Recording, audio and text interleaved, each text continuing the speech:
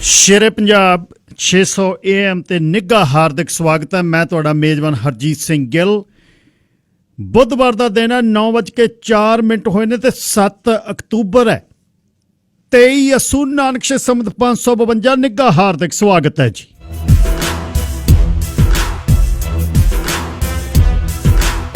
अज Harjeet Singh Gill show दे विच पहले हिस्से दे विच immigration consultants ਜਿਹੜੇ ਲੋਕਾਂ ਭੋਲੇ ਭਾਲੇ ਲੋਕਾਂ ਨਾਲ ਠੱਗੀਆਂ ਮਾਰਦੇ ਨੇ ਉਹਨਾਂ ਦੀ ਗੱਲਬਾਤ ਕੀਤੀ ਜਾਏਗੀ।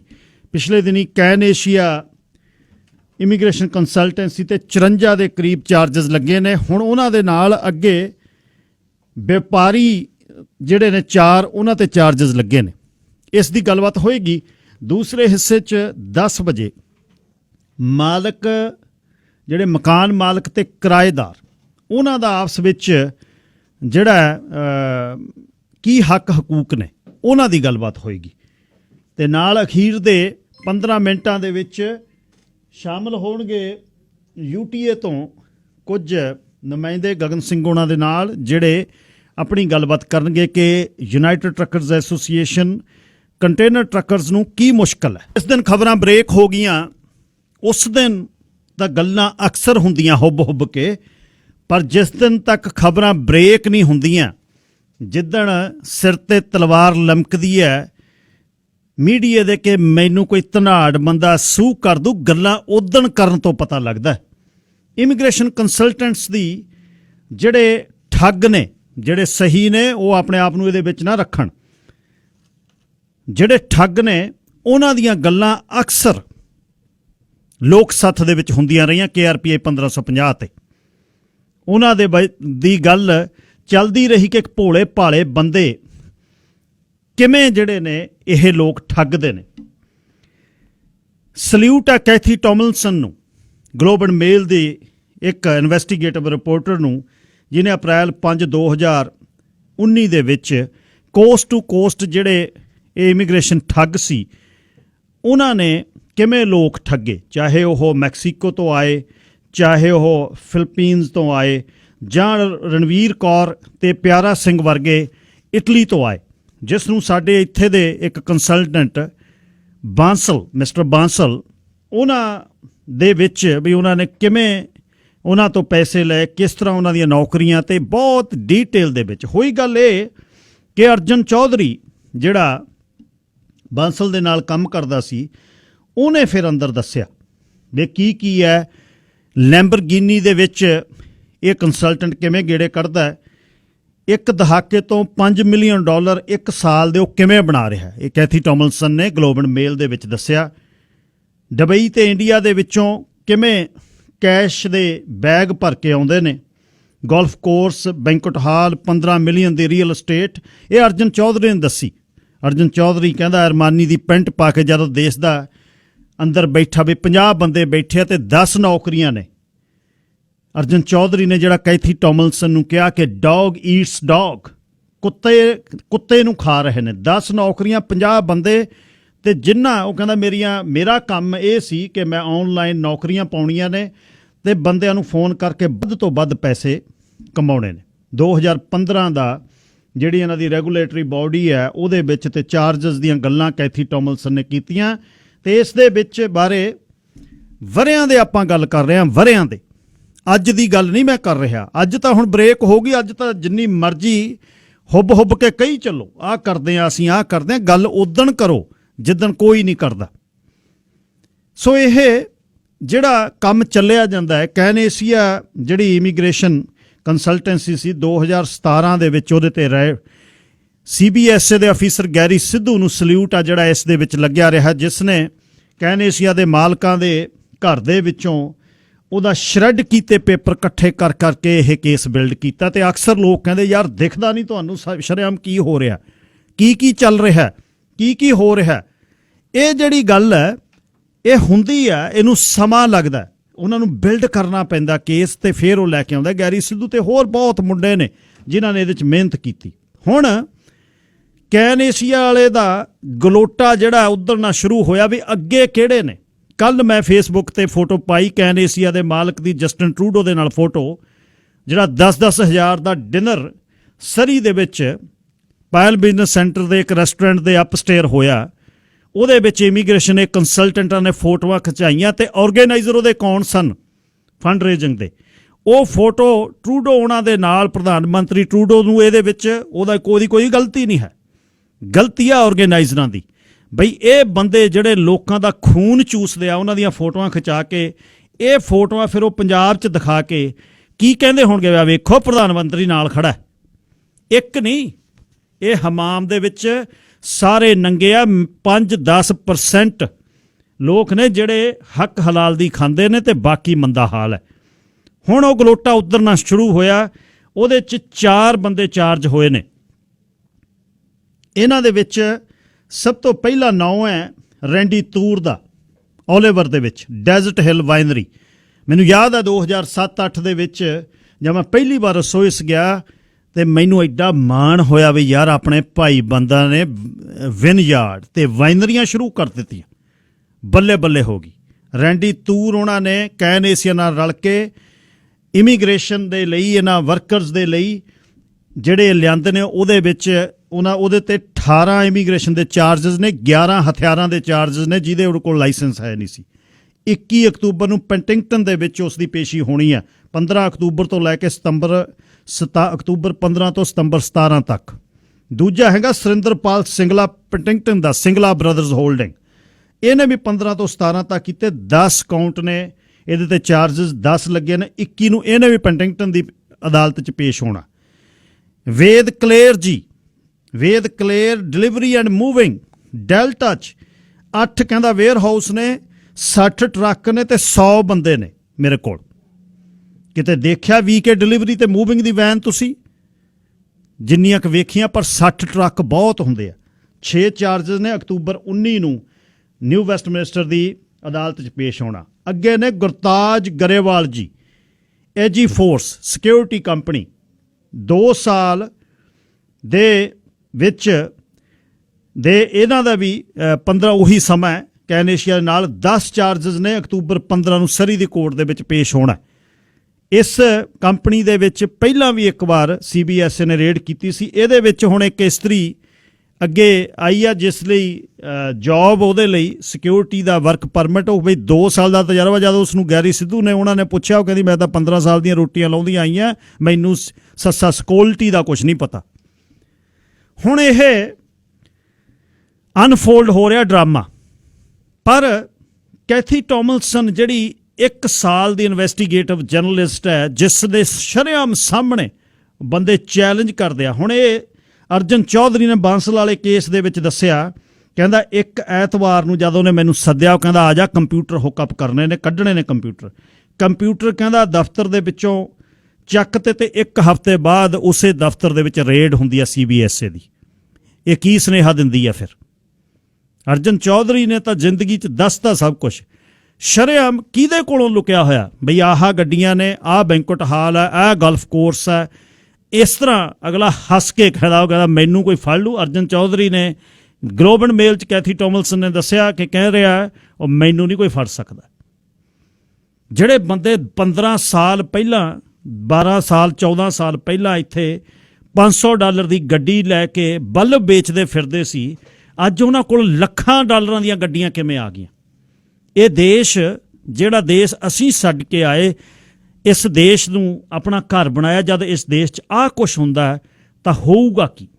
ਅੱਗੇ ਕੀ ਕਹਾਣੀ ਹੋਊਗੀ? ਸੋ ਇਹ ਜਿਹੜੇ ਅੱਜ ਚਾਰਜਸ ਨੇ ਲੱਗੇ, ਇਹ ਚਾਰਜਸ ਨੇ, ਹਲੇ ਉਹ ਇਨੋਸੈਂਟ ਨੇ ਜਦ ਤੱਕ ਗਿਲਟੀ ਪਾਏ ਨਹੀਂ ਜਾਂਦੇ। ਪਰ ਇਹ ਬੰਦਿਆਂ ਦਾ ਜੇ ਦੇਖੋ ਤੁਸੀਂ ਐਵੇਂ ਨਹੀਂ ਹੈ। ਚਾਰਜਸ ਲਾਉਣੇ ਕਰਾਉਨ ਨੇ, ਚਾਰਜਸ ਰਿਕਮੈਂਡ ਕਰਨੇ ਬਹੁਤ ਵੱਡਾ ਕੰਮ ਹੈ। ਕਰਾਉਨ ਸਰਕਾਰੀ ਵਕੀਲ ਚਾਰਜਸ ਜਿਹੜੇ ਲਾਉਂਦੇ ਬਹੁਤ ਬਿਨਾਂ ਕਾਗਜ਼ ਪੱਤਰਾਂ ਤੋਂ ਨਹੀਂ ਹੈ। 9 ਵੇਖੋ ਕਿੱਡੇ ਕਿੱਡੇ ਭਾਈਚਾਰੇ ਦੇ ਵਿੱਚ 9 ਲੋਕਾਂ ਦੇ ਵਿੱਚ ਫਿਰਨਾ, ਤੇ ਉਹਦੇ ਬਾਅਦ ਆਹ ਕੰਮ ਨੇ।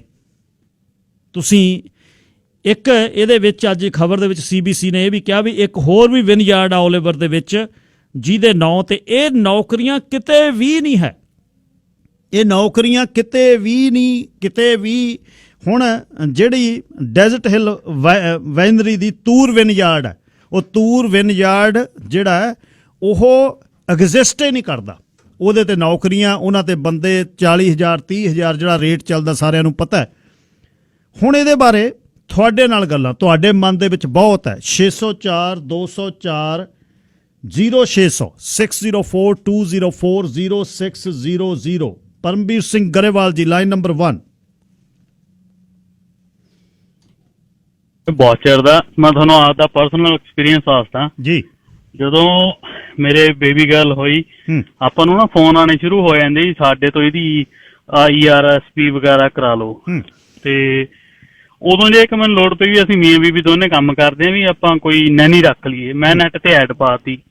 ਨੈਟ ਦੀ ਐਡ ਤੋਂ ਕੁਛ ਤਾਂ ਜੈਨੂਇਨ ਕੇਸ ਸੀ, ਕੁਛ ਆ ਗਏ ਵਿੱਚ ਇਹਨਾਂ ਦੇ, ਮੈਂ ਵਰਡ ਨਹੀਂ ਯੂਜ਼ ਕਰਦਾ, ਵੀ ਜਿਹੜੇ ਆਹ ਵਿਚੋਲੀਏ ਹੁੰਦੇ ਆ, ਉਹਨਾਂ ਨਾਲ ਗੱਲ ਕਰਨੀ ਸ਼ੁਰੂ ਕੀਤੀ। ਇੱਕ ਆਪਣੇ ਐਪੀਸੋਡ ਦੇ ਬੰਦੇ ਕੋਲੇ ਲੈ ਗਿਆ, ਉਹ ਮੈਨੂੰ ਕਹਿੰਦਾ ਤੈਨੂੰ ਸਾਲ ਦਾ 55,000 ਦਿਆ ਕਰੂੰ ਕੈਸ਼, ਤੇ ਕਹਿੰਦਾ ਬੰਦਾ ਮੇਰਾ ਪੱਕਾ ਕਰਾਉਣਾ ਤੈਂ ਹਰ ਸਾਲ।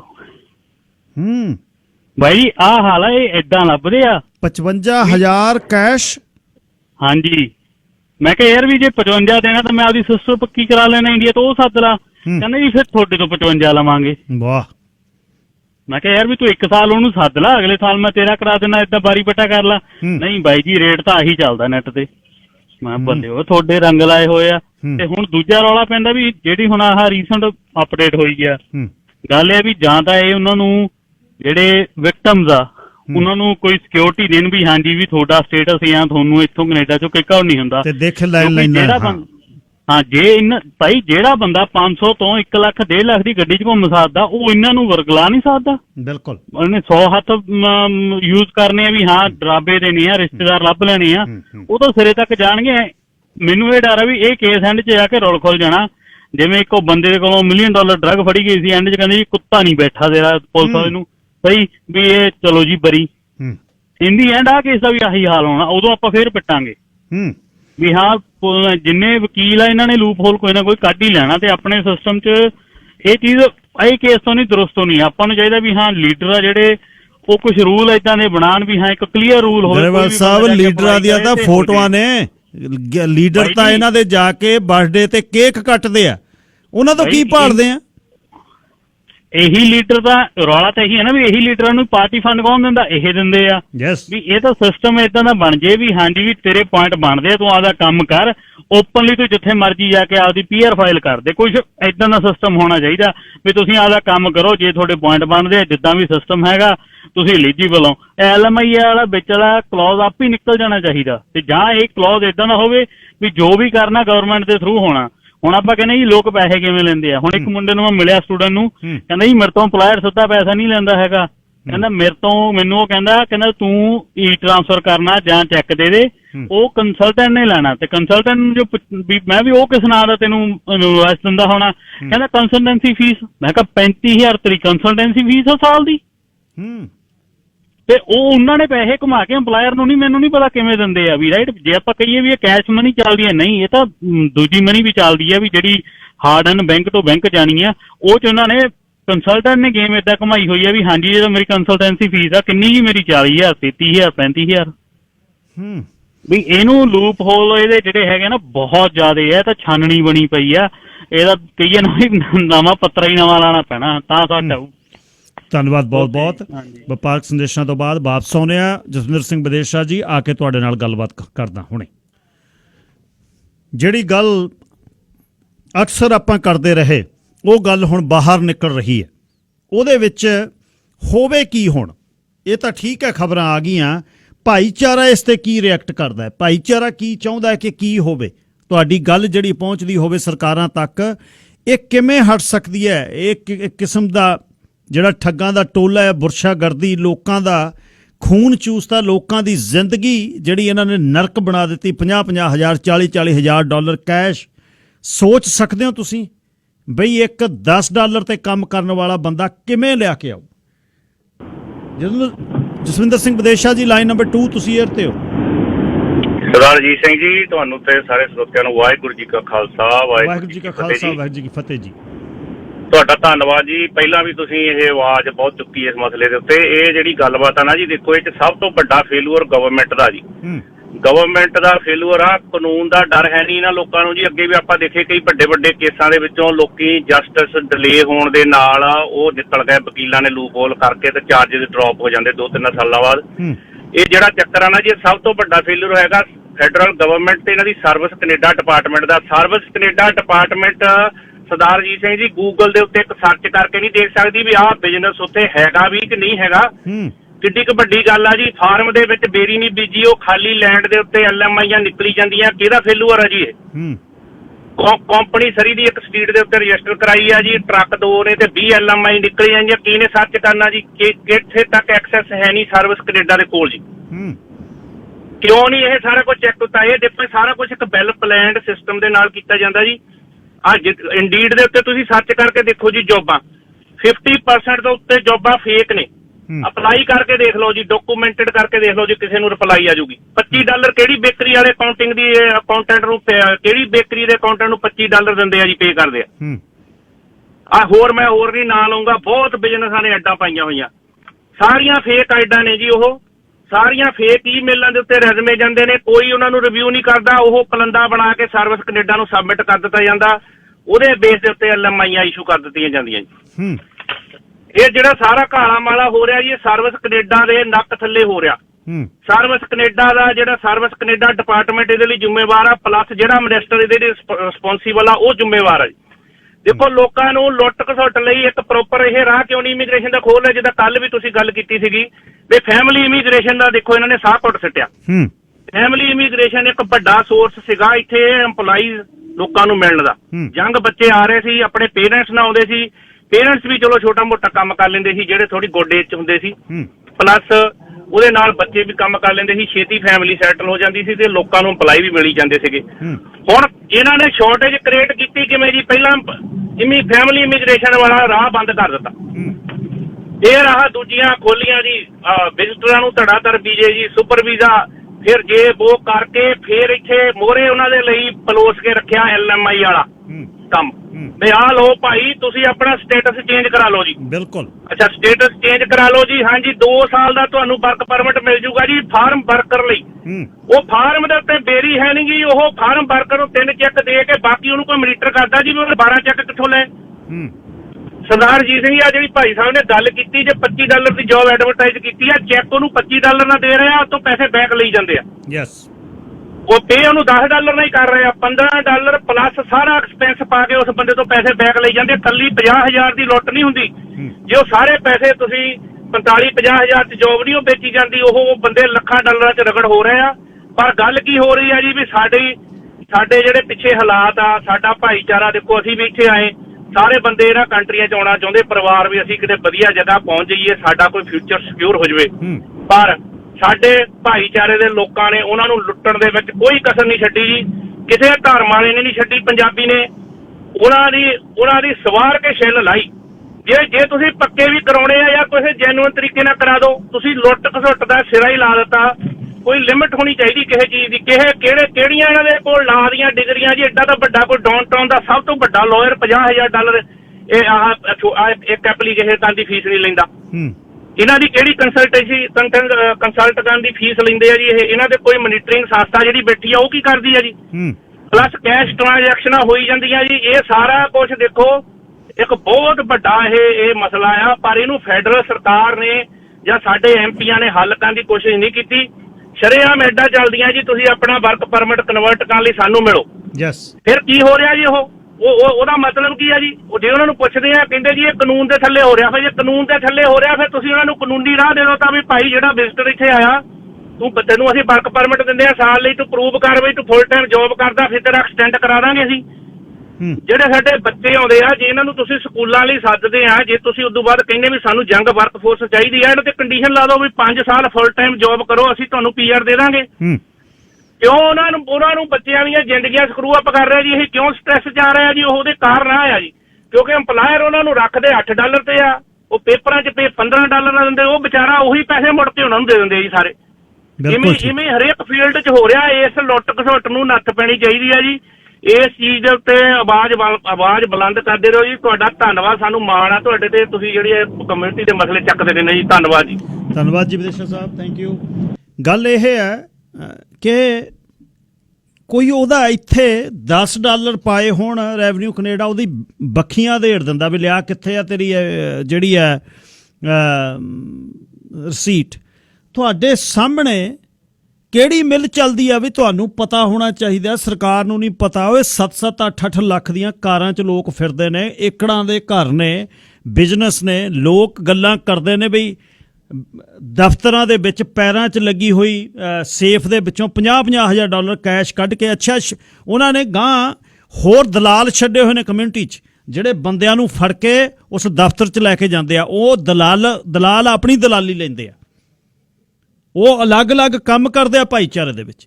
ਉਹ ਬੰਦਾ ਫੜ ਕੇ ਲਿਜਾਂਦਾ, ਚੱਲ ਲੈ ਜਾਂਦੇ ਆ, 40,000 ਚੋਂ 5,000 ਮੇਰਾ ਬੰਦਾ ਲੈ ਆਉਂਦਾ। ਤੈਨੂੰ ਯਾਰ ਜ਼ੁਲਮ ਹੋ ਗਿਆ। ਕਿਹੜੇ ਦੇਸ਼ ਦੀ ਗੱਲ, ਕੀ ਕਰ ਰਹੇ ਹਾਂ ਅਸੀਂ, ਕਿੱਥੇ ਨੂੰ ਜਾਵਾਂਗੇ?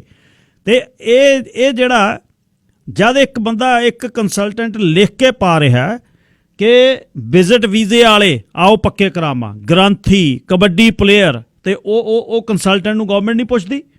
ਗਵਰਨਮੈਂਟ ਕਿਹਨੇ ਪੁੱਛਣੀ ਆ? ਗਵਰਨਮੈਂਟ ਦੇ ਜਿਹੜੇ ਵੱਡੇ ਨੇਤਾ ਨੇ ਉਹ ਤਾਂ ਇਕੱਠੇ ਘੁੰਮਦੇ ਆ, ਇਕੱਠੇ ਰਹਿੰਦੇ ਆ, ਇਕੱਠੇ ਬਿਜ਼ਨਸ ਵੀ ਹੋ ਸਕਦੇ ਨੇ, ਲੁਕਵੇਂ ਹੋ ਸਕਦੇ ਨੇ। ਸੋ ਸਮਝ ਨਹੀਂ ਆਉਂਦੀ ਇਹ ਕਿੱਥੋਂ ਕੀ ਹੋਣਾ ਚਾਹੀਦਾ ਹੈ। ਇਹਦੇ ਤੇ ਤੁਹਾਡੀਆਂ calls. Line number 1 sir Gurpreet Singh ji, ਤੁਸੀਂ ਏਅਰ ਤੇ ਹੋ। ਸਤਿ ਸ਼੍ਰੀ ਅਕਾਲ ਜੀ। ਸਤਿ ਸ਼੍ਰੀ ਅਕਾਲ ਜੀ। ਤੁਸੀਂ ਇਸ ਬਾਰੇ ਪਹਿਲਾਂ ਵੀ ਗੱਲ ਕੀਤੀ ਸੀ, ਮੈਨੂੰ ਚੰਗੀ ਤਰ੍ਹਾਂ ਯਾਦ ਆ, ਤੇ ਹੁਣ ਤਾਂ ਬਾਕੀ ਰੇਡੀਓ ਵਾਲੇ ਵੀ ਬਹੁਤ ਇਹਨਾਂ ਤੇ ਰੌਲਾ ਪਾਉਂਦੇ ਆ। ਬਿੱਲਾਂ ਦੇ ਨਾਲ ਕੰਪਨੀਆਂ ਵਾਲੇ ਵੀ ਰਲੇ ਹੋਏ ਆ। ਜੇ 40,000 ਦੀ ਚੀਜ਼ ਵੇਚੀ, ਪਹਿਲਾਂ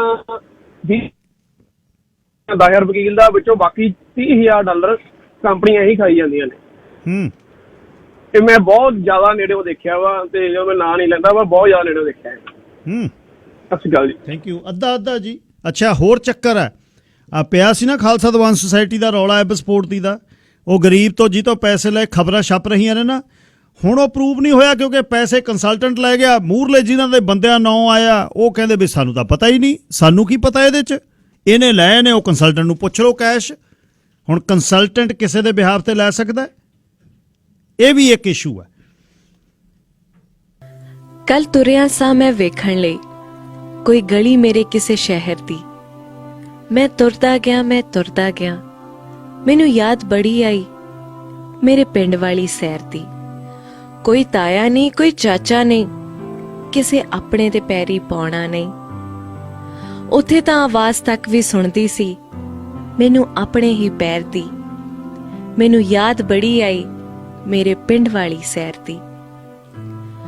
ਕੋਈ ਹੱਸਦਾ ਖੇਡਦਾ ਦਿਸਿਆ ਨਾ, ਕੋਈ ਜੱਫੀ ਪਾ ਕੇ ਮਿਲਿਆ ਨਾ। ਤੁਰਦੇ ਤੁਰਦੇ ਚੇਤੇ ਆ ਗਈ ਉਹ 11 ਵਾਲੀ ਦੁਪਹਿਰ ਦੀ। ਮੈਨੂੰ ਯਾਦ ਬੜੀ ਆਈ ਮੇਰੇ ਪਿੰਡ ਵਾਲੀ ਸੈਰ ਦੀ। ਕੋਈ ਬੈਲ ਬਲਦ ਵੀ ਜਾਂਦਾ ਦਿਸਿਆ ਨਾ, ਮੋਟਰ ਕਾਰਾਂ ਹੀ ਬਸ ਵੇਖਿਆ ਸਾਂ।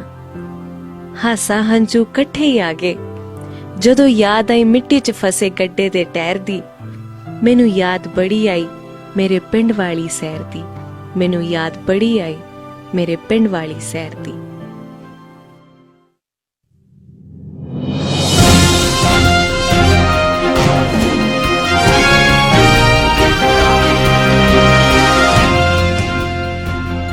The Harjeet Gill Show, only on Shere Punjab Radio, AM 600, your favorite news talk station.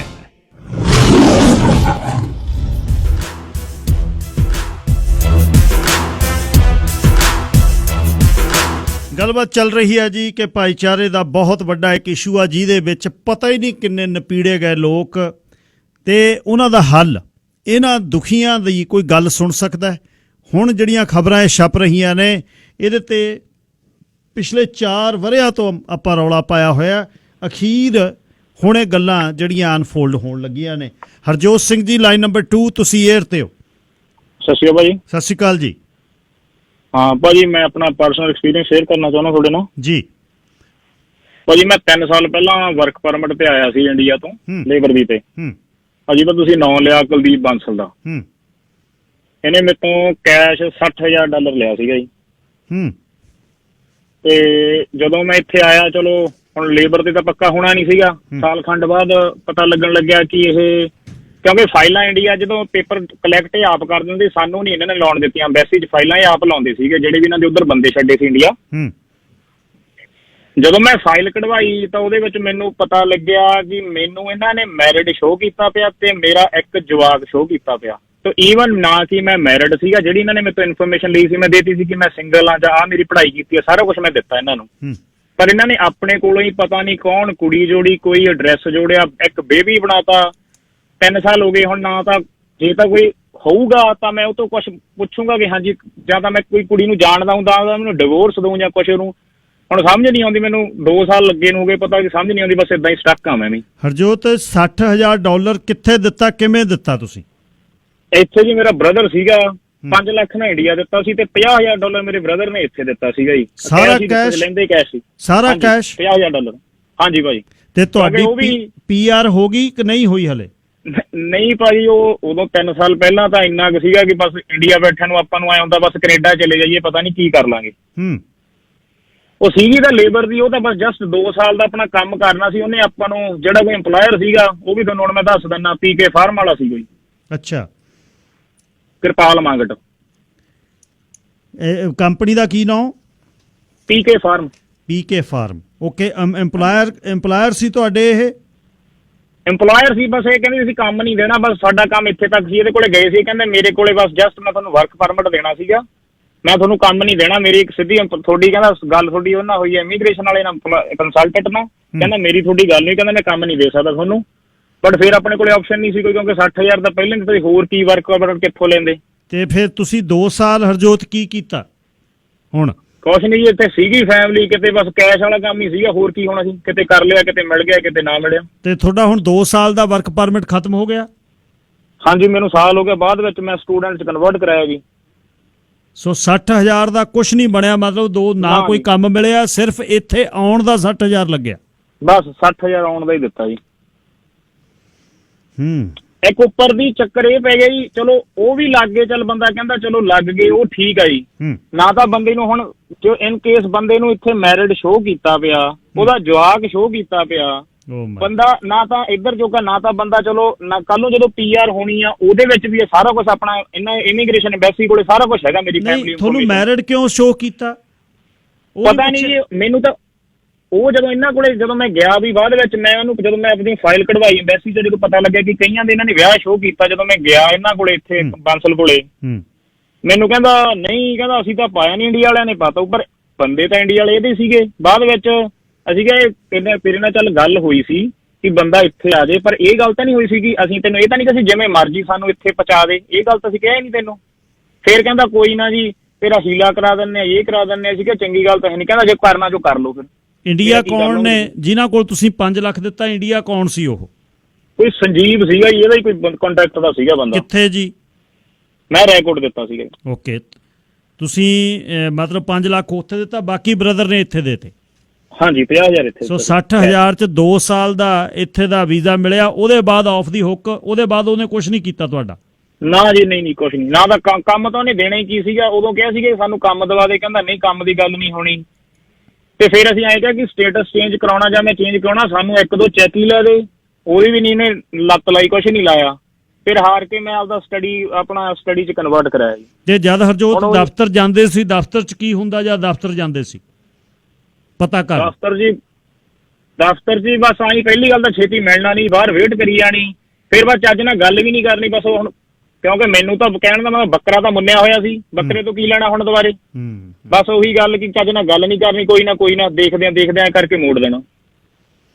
ਜੇ ਕੱਲ ਨੂੰ ਕਿਤੇ ਸਰਕਾਰ ਜਾਂ CBS ਤੁਹਾਨੂੰ ਕਹਿੰਦੀ ਆ ਬਿਆਨ ਦਿਓ, ਦੇ ਸਕਦੇ ਹੋ ਤੁਸੀਂ?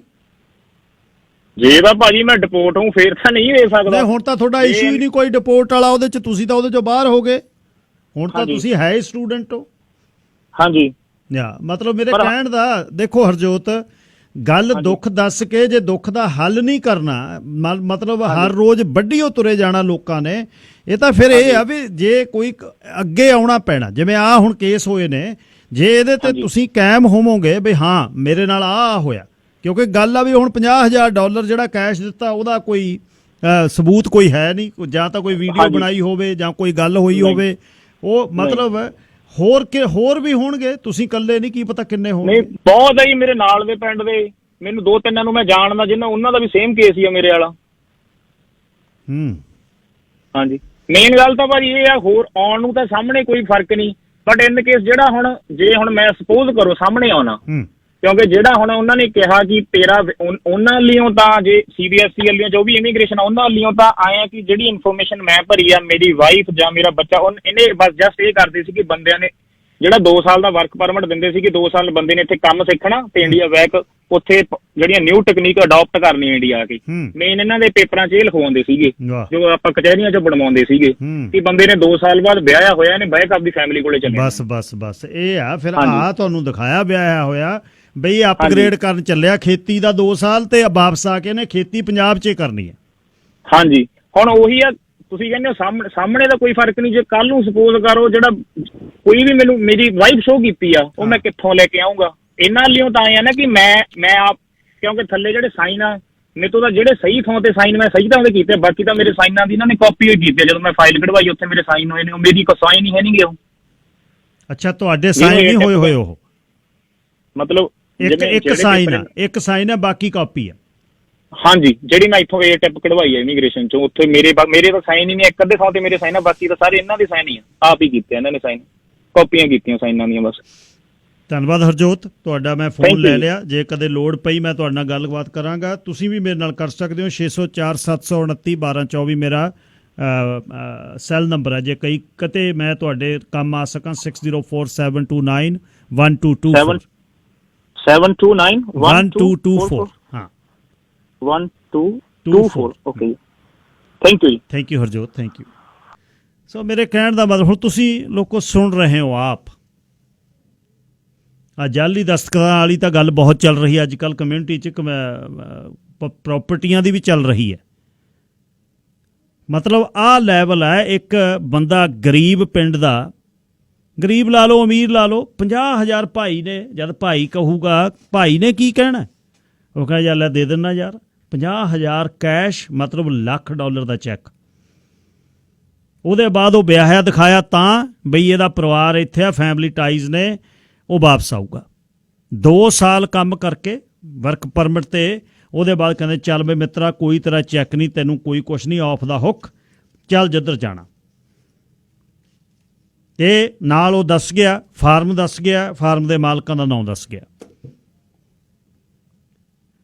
ਮਤਲਬ ਹੁਣ ਇਹ ਜੇ ਤੁਸੀਂ ਨਾ, ਇੱਕ ਮੈਂ ਹੋਰ ਧਾਰਨਾ ਵੇਖੀ ਆ, ਇੱਕ ਵਾਰ ਮੈਂ ਗੱਲ ਕਰਤੀ ਇਸ ਤਰ੍ਹਾਂ ਹੀ, ਖਬਰ ਇੱਥੇ ਛਪੀ ਬਈ ਕਿਸੇ ਟਰੱਕ ਡਰਾਈਵਰ ਕੰਪਨੀ ਨੇ ਟਰੱਕ ਡਰਾਈਵਰ ਸੱਦ ਲਏ ਤੇ ਮੈਨੂੰ ਉਹ ਟਰੱਕ ਕੰਪਨੀ ਦੇ ਮਾਲਕ ਦਾ ਫੋਨ ਆਇਆ, ਬਾਈ ਅਸੀਂ ਕੱਲ੍ਹ ਨੂੰ ਆ ਕੇ ਤੇਰੇ ਉੱਥੇ ਗੱਲ ਕਰਾਂਗੇ ਰੇਡੀਓ ਤੇ, ਸਾਡਾ ਨਹੀਂ ਹੈ, ਅਸੀਂ ਕਰਾਂਗੇ, ਅੱਜ ਆਉਂਦੇ ਆ, 2.5 ਸਾਲ ਹੋ ਗਏ। ਇਸ ਤਰ੍ਹਾਂ ਨਹੀਂ ਹੁੰਦਾ ਬਈ ਕੋਈ ਸਾਰਾ ਹੀ ਝੂਠ ਬਣਾ ਦੂ। ਪਰ ਹੁਣ ਇਹਦਾ ਹੱਲ, ਇਹ ਤਾਂ ਮਤਲਬ ਇਹ ਤਾਂ ਰੁਕਣਾ ਨਹੀਂ। ਜਿਹੜੀ ਗੱਲ ਜਸਵਿੰਦਰ ਸਿੰਘ ਵਿਦੇਸ਼ਾਂ ਉਹਨਾਂ ਨੇ ਕਿਹਾ ਵੀ ਜਦ ਗੌਰਮੈਂਟ ਦੇ ਨੱਕ ਦੇ ਥੱਲੇ ਉਹ ਇਹ ਕੰਸਲਟੈਂਟ ਕਹਿ ਰਹੇ ਨੇ ਵੀ ਵਿਜ਼ਿਟ ਵੀਜ਼ੇ ਵਾਲਿਆਂ ਨੂੰ ਵਰਕ ਪਰਮਿਟ ਮੈਂ ਦਵਾਉਣਾ, ਮੈਂ ਰਾਗੀ ਢਾਡੀ ਕਬੱਡੀ ਪਲੇਅਰ ਕੋਈ ਵੀ, ਤੇ ਵੀਜ਼ੇ ਵਿਜ਼ਿਟ ਕਿਹਨੇ ਲੈ ਕੇ ਦੇਣੇ ਨੇ?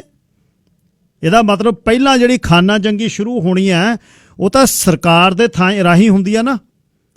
ਜਦ ਸਾਰਾ ਸਭ ਤੋਂ ਪਹਿਲਾਂ ਵਰਕ ਪਰਮਿਟ ਕਿਹਦਾ ਹੋਊਗਾ? ਆਰਡੀਨਰੀ ਫੀਸ ਤੇ ਜੇ ਨਾਲ MP ਦਾ ਲੈਟਰ ਲੱਗੂ, MP ਦੇ ਲੈਟਰ ਤੇ ਵਰਕ ਪਰਮਿਟ ਹੋ ਗਿਆ, ਵਰਕ ਪਰਮਿਟ ਤੋਂ ਬਾਅਦ ਮੌਜਾਂ। ਫਿਰ ਕਿਹਨੇ ਪੁੱਛਣਾ? ਮਤਲਬ ਸ਼ੁਰੂਆਤ ਵਰਕ ਪਰਮਿਟ ਸ਼ੁਰੂਆਤ ਵਿਜ਼ਿਟ ਵੀਜ਼ੇ ਤੋਂ ਹੋਈ ਨਾ ਬੰਦੇ ਦੀ। ਕਿਸੇ ਇਹੀ ਕੈਨੇਡਾ ਸੀ ਵਿਜ਼ਿਟ ਵੀਜ਼ਾ ਮਿਲਦਾ ਔਖਾ, ਵਿਜ਼ਿਟ ਵੀਜ਼ੇ ਤੋਂ ਬਾਅਦ ਜਿਹੜਾ ਸਪਾਂਸਰ ਹੁੰਦਾ ਉਹ ਕਹਿੰਦਾ ਬਾਈ ਜੀ ਤੂੰ ਨਹੀਂ ਰਹਿ ਸਕਦਾ, ਮੇਰੀ ਸਪਾਂਸਰਸ਼ਿਪ ਆ, ਵਾਪਸ ਜਾਣਾ ਪੈਣਾ। ਹੁਣ ਕੀ ਹੈ, ਬਾਰਡਰ ਤੇ ਜਾਓ, ਵਿਜ਼ਿਟ ਵਾਲੇ ਹੁੱਕ ਤੋਂ ਨਿਕਲ ਗਿਆ ਬੰਦਾ, ਵਿਜ਼ਿਟ ਵਾਲੀ ਹੁੱਕ ਤੋਂ ਨਿਕਲਿਆ ਮਤਲਬ ਵਿੱਚੇ ਹੀ ਜਿਹੜੇ MP ਦਾ ਲੈਟਰ ਹੈ ਉਹ ਵੀ ਵਿੱਚੋਂ ਨਿਕਲ ਗਿਆ, ਕਿਉਂਕਿ ਉਹਦੀ ਕੈਟੇਗਰੀ ਚੋਂ ਸਾਫ਼ ਹੋ ਗਿਆ। ਉਹਦੇ ਹਿਸਾਬ ਦੇ ਨਾਲ ਬੰਦਾ ਵਿਜ਼ਿਟ ਵਾਲੀ ਕੈਟੇਗਰੀ ਚੋਂ ਨਿਕਲ ਕੇ ਵਰਕ ਪਰਮਿਟ ਤੇ ਚਲੇ ਗਿਆ, ਉਹ MP ਵੀ ਅਕਾਊਂਟੇਬਲ ਨਹੀਂ ਹੈ। ਸਮਝ ਗਏ ਨਾ ਤੁਸੀਂ ਮਸ਼ੀਨ ਕਿਵੇਂ ਚੱਲਦੀ ਹੈ? ਇਹ ਇਸ ਤਰ੍ਹਾਂ ਹੜੰਬਾ ਚੱਲਦਾ। ਇਹਦੇ ਬਾਰੇ ਆਪਾਂ ਗੱਲ ਕਰਦੇ ਹਾਂ ਪਿਛਲੇ 4 ਸਾਲਾਂ ਦੇ। ਅੱਜ ਖਬਰ ਆਈ ਤੇ ਭੰਗੜਾ ਨਹੀਂ ਪਾਉਂਦੇ ਕਿ ਇਹਨਾਂ ਨੇ ਨੱਕ 'ਚ ਦਮ ਕੀਤਾ ਹੈ। ਇਹ 4 ਸਾਲਾਂ ਦਾ ਨੱਕ 'ਚ ਦਮ ਕੀਤਾ ਹੁੰਦਾ। ਯੁਰਕਾ ਉਦਣ ਹੈ ਜਿੱਦਣ ਖਬਰ ਨਾ ਕੀਤੀ ਹੋਵੇ ਕਿਸੇ ਨੇ ਬ੍ਰੇਕ, ਜਦ ਗੱਲ ਹੋਵੇ ਵੀ ਭਾਈਚਾਰੇ 'ਚ ਲੋਕੋ ਆਹ ਕੁਛ ਹੁੰਦਾ। ਇਹ ਫਰਕ ਹੈ। ਸ਼ੋਅ ਦੀ ਜਿਹੜੀ ਆਈਡੀ ਹੈ ਸੱਚ ਝੂਠ ਦਾ ਨਿਤਾਰਾ। ਗੋਬਿੰਦ ਦੇ ਲਾਲ ਸੂਬਿਆ ਸਮਝੀ ਨਾ ਡਰ ਜਾਣਗੇ। ਮੇਰੇ ਨਾਲ ਹੋਰ ਕਾਲਰ ਨੇ ਗੱਲਬਾਤ ਕਰਨੀ ਚਾਹੁੰਦੇ ਨੇ। ਸਰਦਾਰ ਪਰਮਜੀਤ ਸਿੰਘ ਜੀ, ਤੁਸੀਂ 에ਅਰ ਤੇ ਹੋ, ਲਾਈਨ ਨੰਬਰ 1। ਸਤਿ ਸ਼੍ਰੀ ਅਕਾਲ ਭਾਜੀ। ਸਤਿ ਸ਼੍ਰੀ ਅਕਾਲ ਜੀ। ਭਾਜੀ ਪ੍ਰੋਬਲਮ ਇਹ ਆ, ਜਦੋਂ ਸਟਾਰਟਿੰਗ ਕਿੱਥੋਂ ਹੋਈ, ਜਦੋਂ ਇਹਨਾਂ ਨੇ ਫੈਮਿਲੀ ਕੇਸ ਲਿਆਉਣੇ ਬੰਦ ਕਰ ਦਿੱਤੇ ਹਨਾ, ਤੇ ਲੇਬਰ ਦੀ ਸ਼ਾਰਟੇਜ ਹੋ ਗਈ। ਉਸ ਤੋਂ ਬਾਅਦ ਕੀ ਹੋਇਆ, ਵਿਜ਼ਟਰ ਵੀਜ਼ੇ ਆਉਣੇ ਸ਼ੁਰੂ ਹੋ ਗਏ। ਤੁਹਾਨੂੰ ਪਤਾ ਹੋਣਾ ਜਦੋਂ 올림픽ਸ ਆਈਆਂ ਸੀ ਉਦੋਂ ਕੰਮ ਸਟਾਰਟ ਹੋਇਆ ਇਹ 2010। ਹਾਂਜੀ, ਉਸ ਤੋਂ ਬਾਅਦ ਫੈਮਿਲੀ ਵਾਲੇ ਤੇ ਕੰਜ਼ਰਵੇਟਿਵ ਨੇ ਉੱਤੇ ਬੰਦ ਕਰ ਰੱਖੇ 6 ਸਾਲ। ਤੇ ਹੁਣ ਕੀ ਹੋਇਆ, ਜੇ ਸਟੂਡੈਂਟ ਆਉਂਦੇ ਆ ਉਹ ਚਲੋ 20 ਘੰਟੇ ਕੰਮ ਕਰਦੇ ਆ ਹਨਾ। ਹੁਣ ਦੇਖੋ ਤੁਸੀਂ, ਸਟੂਡੈਂਟਸ ਦੀ ਵੀ ਲੁੱਟ ਖਸੁੱਟ ਹੋਣੀ ਆ। ਪੁਆਇੰਟਸ ਇੰਨੇ ਕੁ ਹਾਈ ਹੋ ਗਿਆ ਕਿ ਉਹਨਾਂ ਨੂੰ ਵੀ LMI ਲੈਣੀ ਪੈ ਰਹੀ ਆ। ਤੇ ਮੈਂ ਆਪ ਕੰਸਟਰਕਸ਼ਨ ਦਾ ਕੰਮ ਕਰਦਾ। ਜੇ ਕਿਸੇ ਨੂੰ ਆਪਾਂ ਹਾਇਰ ਕਰਨ ਲਈ ਜਿੱਦਾਂ ਐਡ ਲਾਉਂਦੇ ਵੀ ਅਗਲੇ ਪਹਿਲਾਂ ਪੁੱਛਦੇ ਤੁਹਾਡੇ ਕੋਲ LMI ਹੈਗੀ ਆ, ਹੁਣ ਦੱਸੋ ਮਤਲਬ ਕੀ ਕਰ ਸਕਦੇ ਆਪਾਂ। ਇਹ ਬਹੁਤ ਸਿੰਪਲ ਆ, ਜਿੱਦਾਂ ਸੋਲਵ ਕਰਨ ਨੂੰ ਤੇ ਇੱਕ ਦਿਨ ਦੇ ਵਿੱਚ ਗਵਰਨਮੈਂਟ ਸੋਲਵ ਕਰ ਸਕਦੀ ਹੈ। ਹੋਊਗਾ ਕਿ ਕੋਈ ਵਿਜ਼ਟਰ ਆਉਂਦਾ, ਉਹਨੂੰ 에ਅਰਪੋਰਟ ਤੇ ਉਤਰਦੇ ਪੁੱਛੋ ਵੀ ਤੁਸੀਂ ਕੰਮ ਕਰਨਾ, ਫੀਸ ਰੱਖੋ $1000-2000, ਅਗਲੇ ਨੂੰ ਵਰਕ ਪਰਮਿਟ ਦਿਓ ਉਸੇ ਵੇਲੇ, ਤੇ ਆਪਣਾ ਨਾਲੇ ਉਹ ਕੀ ਆਪਣਾ ਟੈਕਸ ਪੇ ਕਰਨ ਵਾਲੇ ਕੰਮ ਕਰ। ਬਿਲਕੁਲ ਠੀਕ। ਸਾਰਾ ਰੌਲਾ ਖਤਮ ਹੋ ਜਾਣਾ। ਬਿਲਕੁਲ ਠੀਕ ਹੈ। ਇਹ ਬਹੁਤ ਵਾਰ ਆਪਾਂ ਇਹ ਗੱਲ ਕੀਤੀ ਹੈ ਕਿ ਪੁੱਛ ਲਓ ਉਹਨੂੰ 에ਅਰਪੋਰਟ ਤੇ ਵੀ ਭਾਈ ਕੰਮ ਕਰਨਾ, ਆਹ ਚੱਕ ਇੱਥੇ ਦੇ ਲੋਕਾਂ ਨੂੰ ਟੈਕਸ ਸਰਕਾਰ ਨੂੰ। ਸੋ ਹੋਰ ਵੀ ਨੇ ਕੰਸਲਟੈਂਟ ਸਰੀ ਦੇ ਵਿੱਚ, ਟਿਕਟੌਕ ਵਾਲੇ ਨੇ ਕਈ ਜਿਹੜੇ ਇਹ ਉਹਨਾਂ ਦਾ ਵੀ ਵਾਰੀ ਆਉਣੀ ਹੈ, ਇਹ ਨਿਕਲਣਾ ਬਾਹਰ। Ravinder Singh ji, line number 2। ਸਤਿ ਸ਼੍ਰੀ ਅਕਾਲ ਜੀ। ਹਰੀ ਸਿੰਘ, ਕੀ ਹਾਲ ਹੈ ਜੀ? ਠੀਕ ਜੀ, ਤੁਸੀਂ ਸੁਣਾਓ ਜੀ। ਸਤਿ ਸ਼੍ਰੀ ਅਕਾਲ ਜੀ। ਗੱਲ ਦੇਖੋ, ਸਮੱਸਿਆ ਆਪਾਂ ਸਾਰੀ ਤੁਸੀਂ ਵੀ ਸੁਣਦੇ ਰਹੇ ਹੋ, ਆਪਾਂ ਤੁਸੀਂ ਗੱਲਾਂ ਕਰਦੇ ਰਹੇ ਹੋ। ਸਮੱਸਿਆ ਬਾਈ ਬਹੁਤ ਵੱਡੀ ਹੈ ਜੀ। ਇਹ ਚ ਸਰਕਾਰਾਂ ਵੀ ਜ਼ਿੰਮੇਵਾਰ ਨੇ। ਬਾਕੀ ਜਿਹੜੇ ਬਾਈ ਜੀ ਏਜੰਟ ਨੇ ਨਾ, ਇਹ ਤਾਂ ਜੀ ਮੈਂ ਇਹਨਾਂ ਨੂੰ ਸਮਝਦਾ, ਮੈਂ ਕਹਿੰਦਾ ਜੀ ਇਹ ਬਘਿਆੜ ਨੇ, ਇਹ ਜਿਹੜੇ ਲੋਕਾਂ ਦਾ ਲਹੂ ਚੂਸਦੇ ਆ ਤੇ ਮਾਸ ਖਾਂਦੇ ਆ। ਮੈਂ ਗੱਲ ਨੇੜੇ ਨਿਬੇੜਦਾ ਜੀ। ਜਮਲੇ ਜੱਟ ਨੇ ਕਿਹਾ ਸੀ, ਕਹਿੰਦਾ ਬੰਦੇ ਨੂੰ ਬੰਦਾ ਖਾ ਰਿਹਾ। ਕੋਈ ਬੰਦੇ ਨੂੰ ਬੰਦਾ ਜੀ ਐਂ ਹੀ ਖਾਂਦਾ, ਉਹ ਕਿਹੜਾ ਜੀ ਆਪਾਂ ਬੁਰਕ ਵੱਢਣੇ ਇੱਕ ਦੂਜੇ ਦੇ। ਮਿਹਰਬਾਨੀ ਬਾਈ ਜੀ, ਧੰਨਵਾਦ। ਬਿਲਕੁਲ ਇਹੀ ਹੈ, ਇਸ ਤਰ੍ਹਾਂ ਹੀ ਤਰੀਕੇ ਹੈ। ਮਾਲ ਸਾਹਿਬ ਨੇ ਫੋਨ ਕੀਤਾ ਸੀ, ਸਰਦਾਰ ਜਸਵੀਰ ਸਿੰਘ ਮਾਲ ਕੰਸਲਟੈਂਟ ਨੇ, ਉਹ ਲਾਈਨ ਛੱਡ ਗਏ। ਪਲੀਜ਼ ਮੈਂ ਕਹਿਣਾ, ਬੇਨਤੀ ਕਰਦਾ ਕਿ ਦੁਬਾਰਾ ਫੋਨ ਕਰੋ। ਇਹੋ ਜਿਹੇ ਵੀ ਨੇ, ਮੈਂ ਅੱਗੇ ਵੀ ਕਈ ਵਾਰ ਉਹਨਾਂ ਦਾ ਨਾਂ ਲਿਆ। ਘੱਟੋ ਘੱਟ 3-4 ਵਿਦਿਆਰਥੀ ਮੈਂ ਭੇਜੇ, ਉਹ ਕਹਿੰਦੇ ਚੱਲ ਮੈਂ ਫ੍ਰੀ ਕਰ ਦੇਣਾ ਇਹਨਾਂ ਦਾ। ਦੇਖੋ ਉਹਨਾਂ ਦਾ ਬਿਜ਼ਨਸ ਹੈ। ਇਹ ਵੀ ਲੋਕ ਨੇ ਇੱਥੇ, ਜਦ ਤੁਸੀਂ ਕੰਸਲਟੈਂਟਾਂ ਦੀ ਗੱਲ ਕਰੋ, ਲੋਕਾਂ ਨੂੰ ਸਾਂਭਣ ਵਾਲੇ ਵੀ ਨੇ। ਸਾਹਿਬ ਬਲਵਿੰਦਰ ਸਿੰਘ, ਲਾਈਨ ਨੰਬਰ 1। ਭਾਈ ਸਤਿ ਸ਼੍ਰੀ ਅਕਾਲ ਜੀ। ਸਤਿ ਸ਼੍ਰੀ ਅਕਾਲ ਵੀਰ ਜੀ। ਇਹ ਸਭ ਜਿਹੜੇ ਜ਼ਿਆਦਾ ਐਡ ਆਉਂਦੀ, ਦੇਖੋ ਜਿਹੜੇ ਇਮੀਗ੍ਰੇਸ਼ਨ ਦੇ ਵਕੀਲ ਆ ਉਹ ਆਪਣੀ ਕੋਈ ਐਡ ਨਹੀਂ ਦਿੰਦੇ ਹੈਗੇ, ਨਾ ਕਿਤੇ ਪੂਰਾ ਕਰਦੇ ਹੈਗੇ ਆ। ਜਿੰਨੀਆਂ ਦੁਕਾਨਾਂ ਵਾਲੇ ਸਾਰੇ ਦੇਖੋ ਇਹਦੀਆਂ ਹਾਲਾਂ ਭਰੀਆਂ ਪਈਆਂ ਹੈ। ਇਹ ਰੇਲਵੇ ਤੋਂ ਆਪਣੀ ਐਡ ਦਿੰਦੇ ਆ ਕੇ ਜੀ। ਬਿਲਕੁਲ। ਜਿਹੜੇ ਇਮੀਗ੍ਰੇਸ਼ਨ ਦੇ ਵਕੀਲ ਨੇ ਜੀ, ਉਹ ਨਾ ਕਦੇ ਆਪਣੀ ਐਡ ਦਿੰਦੇ ਜੀ, ਨਾ ਕਦੇ ਉਹ ਇਹਨੂੰ ਦੱਸਦੇ ਸਾਡੇ ਕੋਲ ਆਓ, ਸਾਡੇ ਕੋਲ ਆਹ ਹੈ, ਆਹ ਆਪਣਾ ਧਿੰਬੜਾ। ਇਹ ਸਹੀ ਦੇ ਵਿੱਚ ਹੋਰ ਵੀ ਕਈ ਨੇ ਜੀ, ਸਾਰੇ ਡਿੱਕੇ ਆਏ ਨੇ ਹੌਲੀ।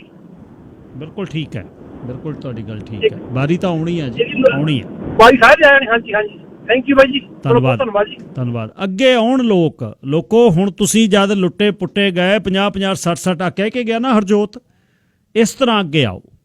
ਜੇ ਲੋਕ ਬਾਹਰ ਆਉਣਗੇ, ਲੋਕ ਦੱਸਣਗੇ, ਤਾਂ ਸਰਕਾਰ ਕੋਈ ਹੱਲ ਕਰ ਸਕਦੀ ਹੈ। ਸਰਕਾਰਾਂ ਨੂੰ ਹੁਣ ਐ ਨਹੀਂ ਪਤਾ ਬਈ 35 ਮਿਲੀਅਨ ਬੰਦਿਆਂ ਦੇ ਵਿੱਚੋਂ ਕਿਹੜੇ ਤੋਂ ਕੀ ਕੋਈ ਖਾ ਗਿਆ। ਬਾਹਰ ਤਾਂ ਨਿਕਲਣਾ ਪੈਣਾ। ਸਰਦਾਰ ਮੁਕੰਦ ਸਿੰਘ ਗਿੱਲ ਜੀ, ਲਾਈਨ ਨੰਬਰ 1, ਤੁਸੀਂ 에ਅਰ ਤੇ ਹੋ। ਹਰਜੀਤ ਸਿੰਘ, ਬਹੁਤ ਹੀ ਸਤਿਕਾਰ ਸਰ। ਸਤਿ ਸ੍ਰੀ ਅਕਾਲ ਤੁਹਾਨੂੰ ਤੇ ਸਰੋਤਿਆਂ ਨੂੰ। ਸਤਿ ਸ੍ਰੀ ਅਕਾਲ ਜੀ। ਦੇਖੋ, ਮੈਂ ਤੁਹਾਨੂੰ ਇੱਕ ਗੱਲ ਕਹਿਣਾ ਹੈ ਕਿ LMI ਜਾਂ ਹੋਰ ਜੋ ਵੀ ਪੈਸੇ ਲੈਂਦੇ ਆ, ਲੁੱਟ ਖਸੁੱਟ ਕਰਦੇ ਆ, ਜਾਂ ਤਾਂ ਉਹਨਾਂ ਦੇ ਬਿਆਨ ਦੇ ਕੇ ਸਖਤੀ ਕਰਾਈ ਜਾਵੇ। ਜੇ ਮੈਂ ਤੁਹਾਨੂੰ ਆਪਣੀ ਪੋਜੀਸ਼ਨ ਦੱਸਦਾ ਕਿ ਸਾਡੇ ਇੱਥੇ ਸਰੀ ਦੇ ਵਿੱਚ ਮੇਰਾ ਆਪਦਾ ਫੈਮਿਲੀ ਬਿਜ਼ਨਸ ਹੈ, ਲੀਕੋ ਸਟੋਰ ਤੋਂ। ਅੱਛਾ ਜੀ। ਸਾਡੇ ਕੋਲੇ ਉੱਥੇ ਮੁੰਡਾ ਨਿਹਾਲ ਸਿੰਘ ਵਾਲੇ ਤੋਂ ਕੰਮ ਕਰਦਾ, ਅਸੀਂ ਉਹਨੂੰ ਫ੍ਰੀ $1 ਵੀ ਨਹੀਂ ਲਿਆ ਉਹਦੇ ਕੋਲੋਂ, ਉਹਨੂੰ ਲਿਖ ਕੇ ਰਿਕਮੈਂਡ ਕੀਤਾ। ਸਵਾਦ ਲਿਆ ਤਾ। ਦੂਜੀ ਗੱਲ, ਜਿਹੜੇ ਸਟੂਡੈਂਟ ਆ, ਜੇ ਅਸੀਂ ਕੰਮ ਦਿੰਦੇ ਆ, ਫੁੱਲ ਪੇ ਦਿੰਦੇ ਆ ਜਿਹੜੇ ਕੰਮ ਕਰਦੇ ਆ। ਇੱਥੋਂ ਤੱਕ ਹੈ ਜਦੋਂ ਉਹਨਾਂ ਨੂੰ ਕਿਤੇ ਲੋੜ ਹੁੰਦੀ ਆ ਉਹ ਕਹਿੰਦੇ ਆ ਅੰਕਲ ਜੀ ਸਾਨੂੰ $2000 ਦਿਓ, ਗਾਹ ਨੂੰ ਤਨਖਾਹ ਚੋਂ ਕਟਾ ਦਿਆਂਗੇ।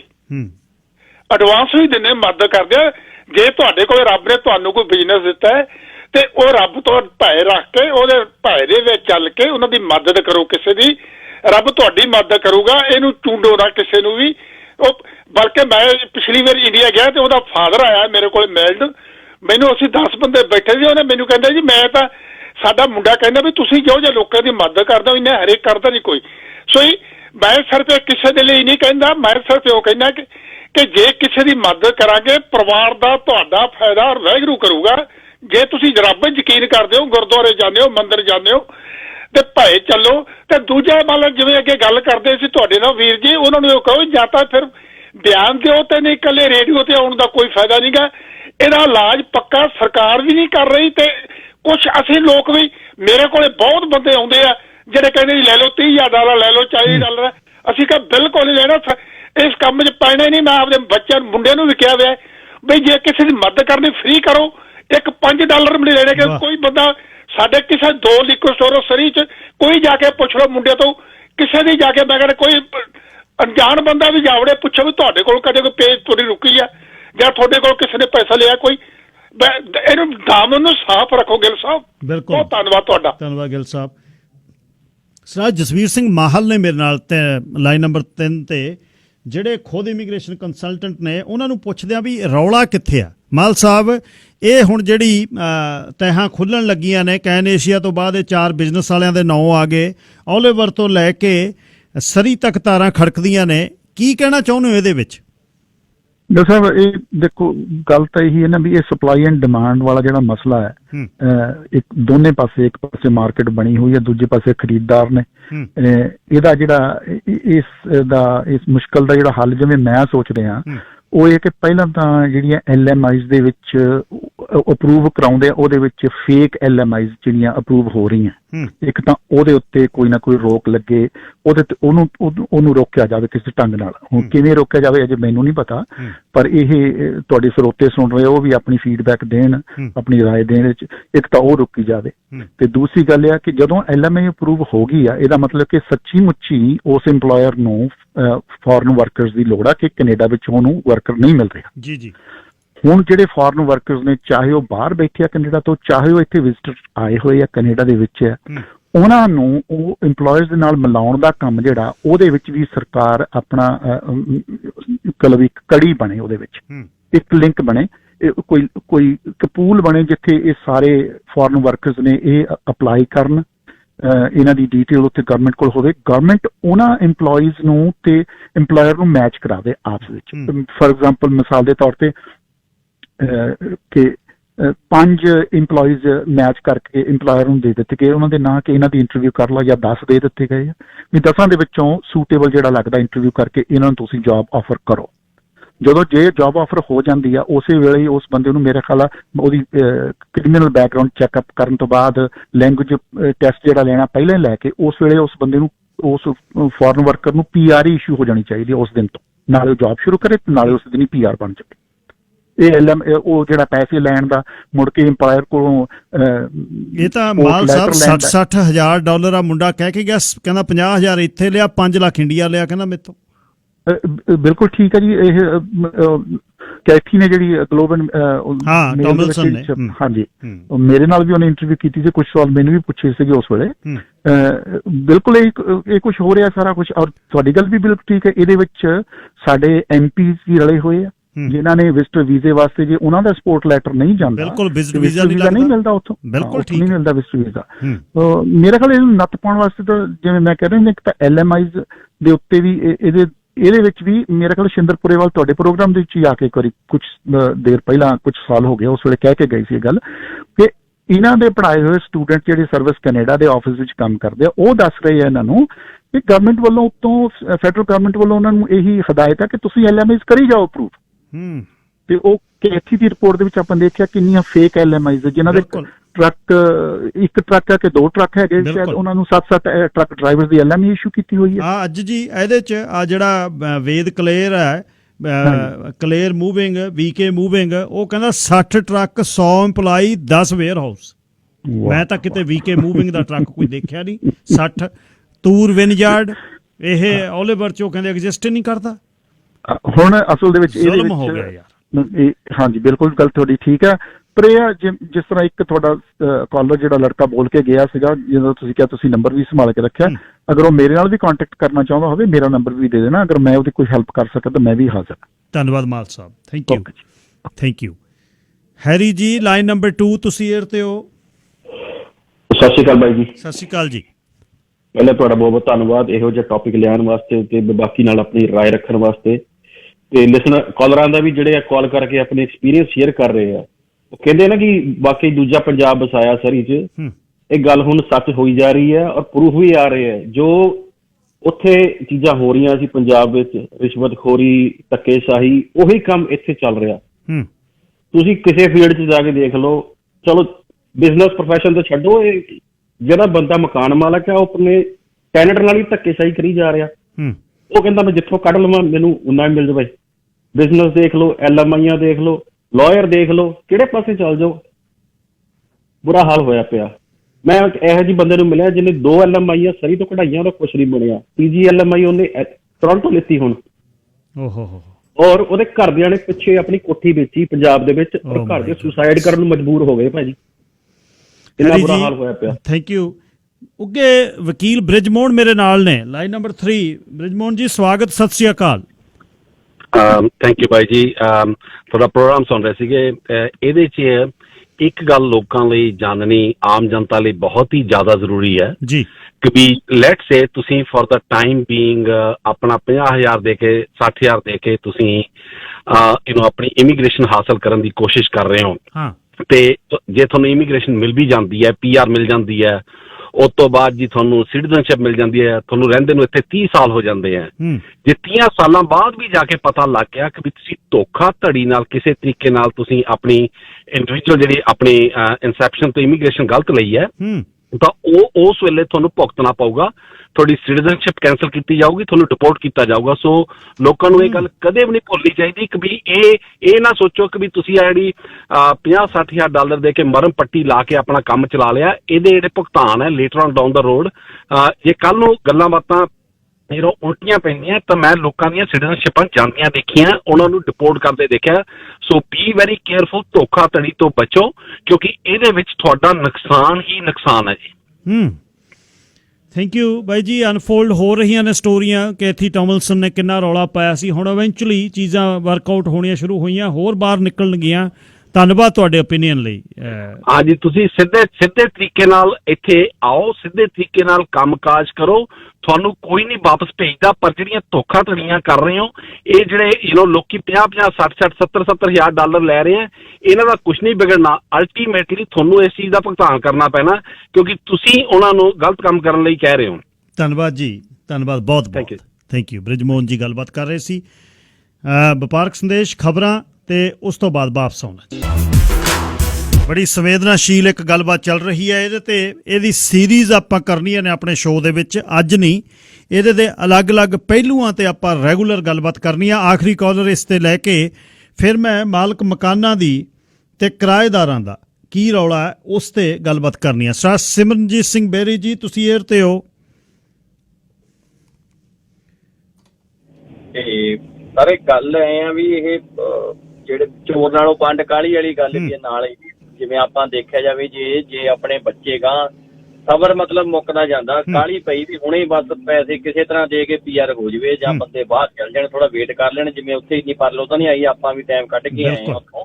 ਜੇ 2-4 ਸਾਲ ਰੋਕ ਕੇ ਚਾਹੇ ਨਿਆਣਾ ਭੇਜ ਦੇਣ, ਗਾਂ ਆਪ ਆ ਜਾਣਗੇ। ਜੇ ਆਪ ਦੀ ਉਮਰ ਹਜੇ ਛੋਟੀ, ਆਪ ਕੋਈ ਆਇਲਸ ਵਗੈਰਾ ਤੋਂ ਡਰਦੇ ਹੀ ਪੈਸੇ ਦੇਈ ਜਾਂਦੇ ਇੱਥੇ ਵੀ ਸਾਤੋਂ ਆਇਲਸ ਹੀ ਨਹੀਂ ਹੋਣੀ। ਆਪਦਾ ਵਧੀਆ ਪੜ੍ਹਾਈ ਬੇਸ ਤੇ ਆ ਜਾਣ, ਕੋਈ ਲੁੱਟ ਖਸੁੱਟ ਨਾ ਕਰਾਉਣ ਆਪਦੀ ਫਿਰ ਇਸ ਹਿਸਾਬ ਦੇ ਨਾਲ। ਤੇ ਗਾਂ ਦੂਜਿਆਂ ਪਾਸੇ ਇਹਨਾਂ ਦੀ ਗੱਲ ਕਰੀਏ ਜੀ, ਆਪਾਂ ਪੰਜਾਬੀ ਤਾਂ ਮੰਨੇ ਹੋਏ ਆ ਹੈਲਪ ਨੂੰ, ਦੇਖ ਲਓ, ਤੇ ਪੰਜਾਬੀ ਦੀ ਜੜ ਵੱਢੀ ਜਾਂਦਾ। ਜਦੋਂ ਆਪਣੇ ਪ੍ਰਿੰਸੀਪਲ ਨਾਲ ਆਪਾਂ ਨੂੰ ਕੰਪਰੋਮਾਈਜ਼ ਕਰਨਾ ਪੈ ਜੇ, ਫਿਰ ਪੈਸਾ ਪ੍ਰਧਾਨ ਹੋ ਜੇ, ਜ਼ਮੀਨ ਮਰਨ ਲੱਗ ਜਾਂਦੀ। ਉਹ ਆਪਾਂ ਇੱਥੇ ਲੰਗਰ ਲਾਉਂਦੇ ਇੰਨਿਆਂ ਜੀ, ਅਸੀਂ ਸਿਖਾਉਂਦੇ ਆ, ਇੰਨੇ ਲੰਗਰ ਸਿਖਾਉਂਦੇ ਆ, ਆਹ ਕਰਦੇ ਆ, ਆਪਾਂ ਬਹੁਤ ਕੁਝ ਕਰਦੇ ਆ। ਆਪਣੇ ਚੜ੍ਹਦੀ ਕਲਾ ਵਾਲੇ ਵੀ ਬਹੁਤ ਪਰਸੈਂਟੇਜ ਹੈਗੀ ਲੋਕਾਂ ਦੀ, ਪਰ ਇਹੋ ਜਿਹੇ ਬੰਦੇ ਦੇਖ ਕੇ ਵੀ ਸ਼ਰਮ ਆਉਂਦੀ। ਫਿਰ ਆਪਦੇ ਬੰਦੇ ਦੀਆਂ ਜੜ੍ਹਾਂ ਵੱਢੀ ਜਾਂਦੇ ਆ। ਤੁਸੀਂ ਥੋੜਾ ਬਹੁਤ 2-4 ਹਜ਼ਾਰ ਜਿਹੜੀ ਲੀਗਲ ਫੀਸ ਬਣਦੀ ਲੈ ਲਓ, ਉਹਦੀ ਹੈਲਪ ਹੋ ਜੂ ਵਿਚਾਰੇ ਦੀ। ਤੁਹਾਨੂੰ ਪੈਸਾ ਤਾਂ ਨਹੀਂ ਖਾਣਾ, ਖਾਣੀ ਤਾਂ ਉਹੀ ਦਾਲ ਰੋਟੀ ਹੋਈ ਆ ਰਾਤ ਨੂੰ ਸ਼ਾਮ ਨੂੰ, ਇੱਕ ਅੱਧਾ ਕੋਈ ਮਕਾਨ ਬਣਾਉਣਾ ਹੋਊ, ਗੱਡੀ ਲੈਣੀ ਹੋਊ। ਇਹ ਭੁੱਖ ਜਦੋਂ ਪਤਾ ਨਹੀਂ ਵੀ ਕਿੱਧਰ ਨੂੰ ਜਾ ਰਹੇ ਆ ਆਪਾਂ, ਜਾਂ ਦੁਨੀਆ ਐਂਡ ਵੱਲ ਨੂੰ ਜਾ ਰਹੀ ਹੈ ਜੀ, ਬਸ ਪੁੱਛੋ ਹੀ ਨਾ ਜੀ। Thank you. ਧੰਨਵਾਦ ਜੀ ਸਿਮਰਨਜੀਤ ਸਿੰਘ, ਤੇ ਤੁਸੀਂ ਬਹੁਤ ਲੰਬਾ ਸਮਾਂ ਵੇਟ ਕੀਤਾ, ਮੈਂ ਮਾਫੀ ਚਾਹੁੰਦਾ।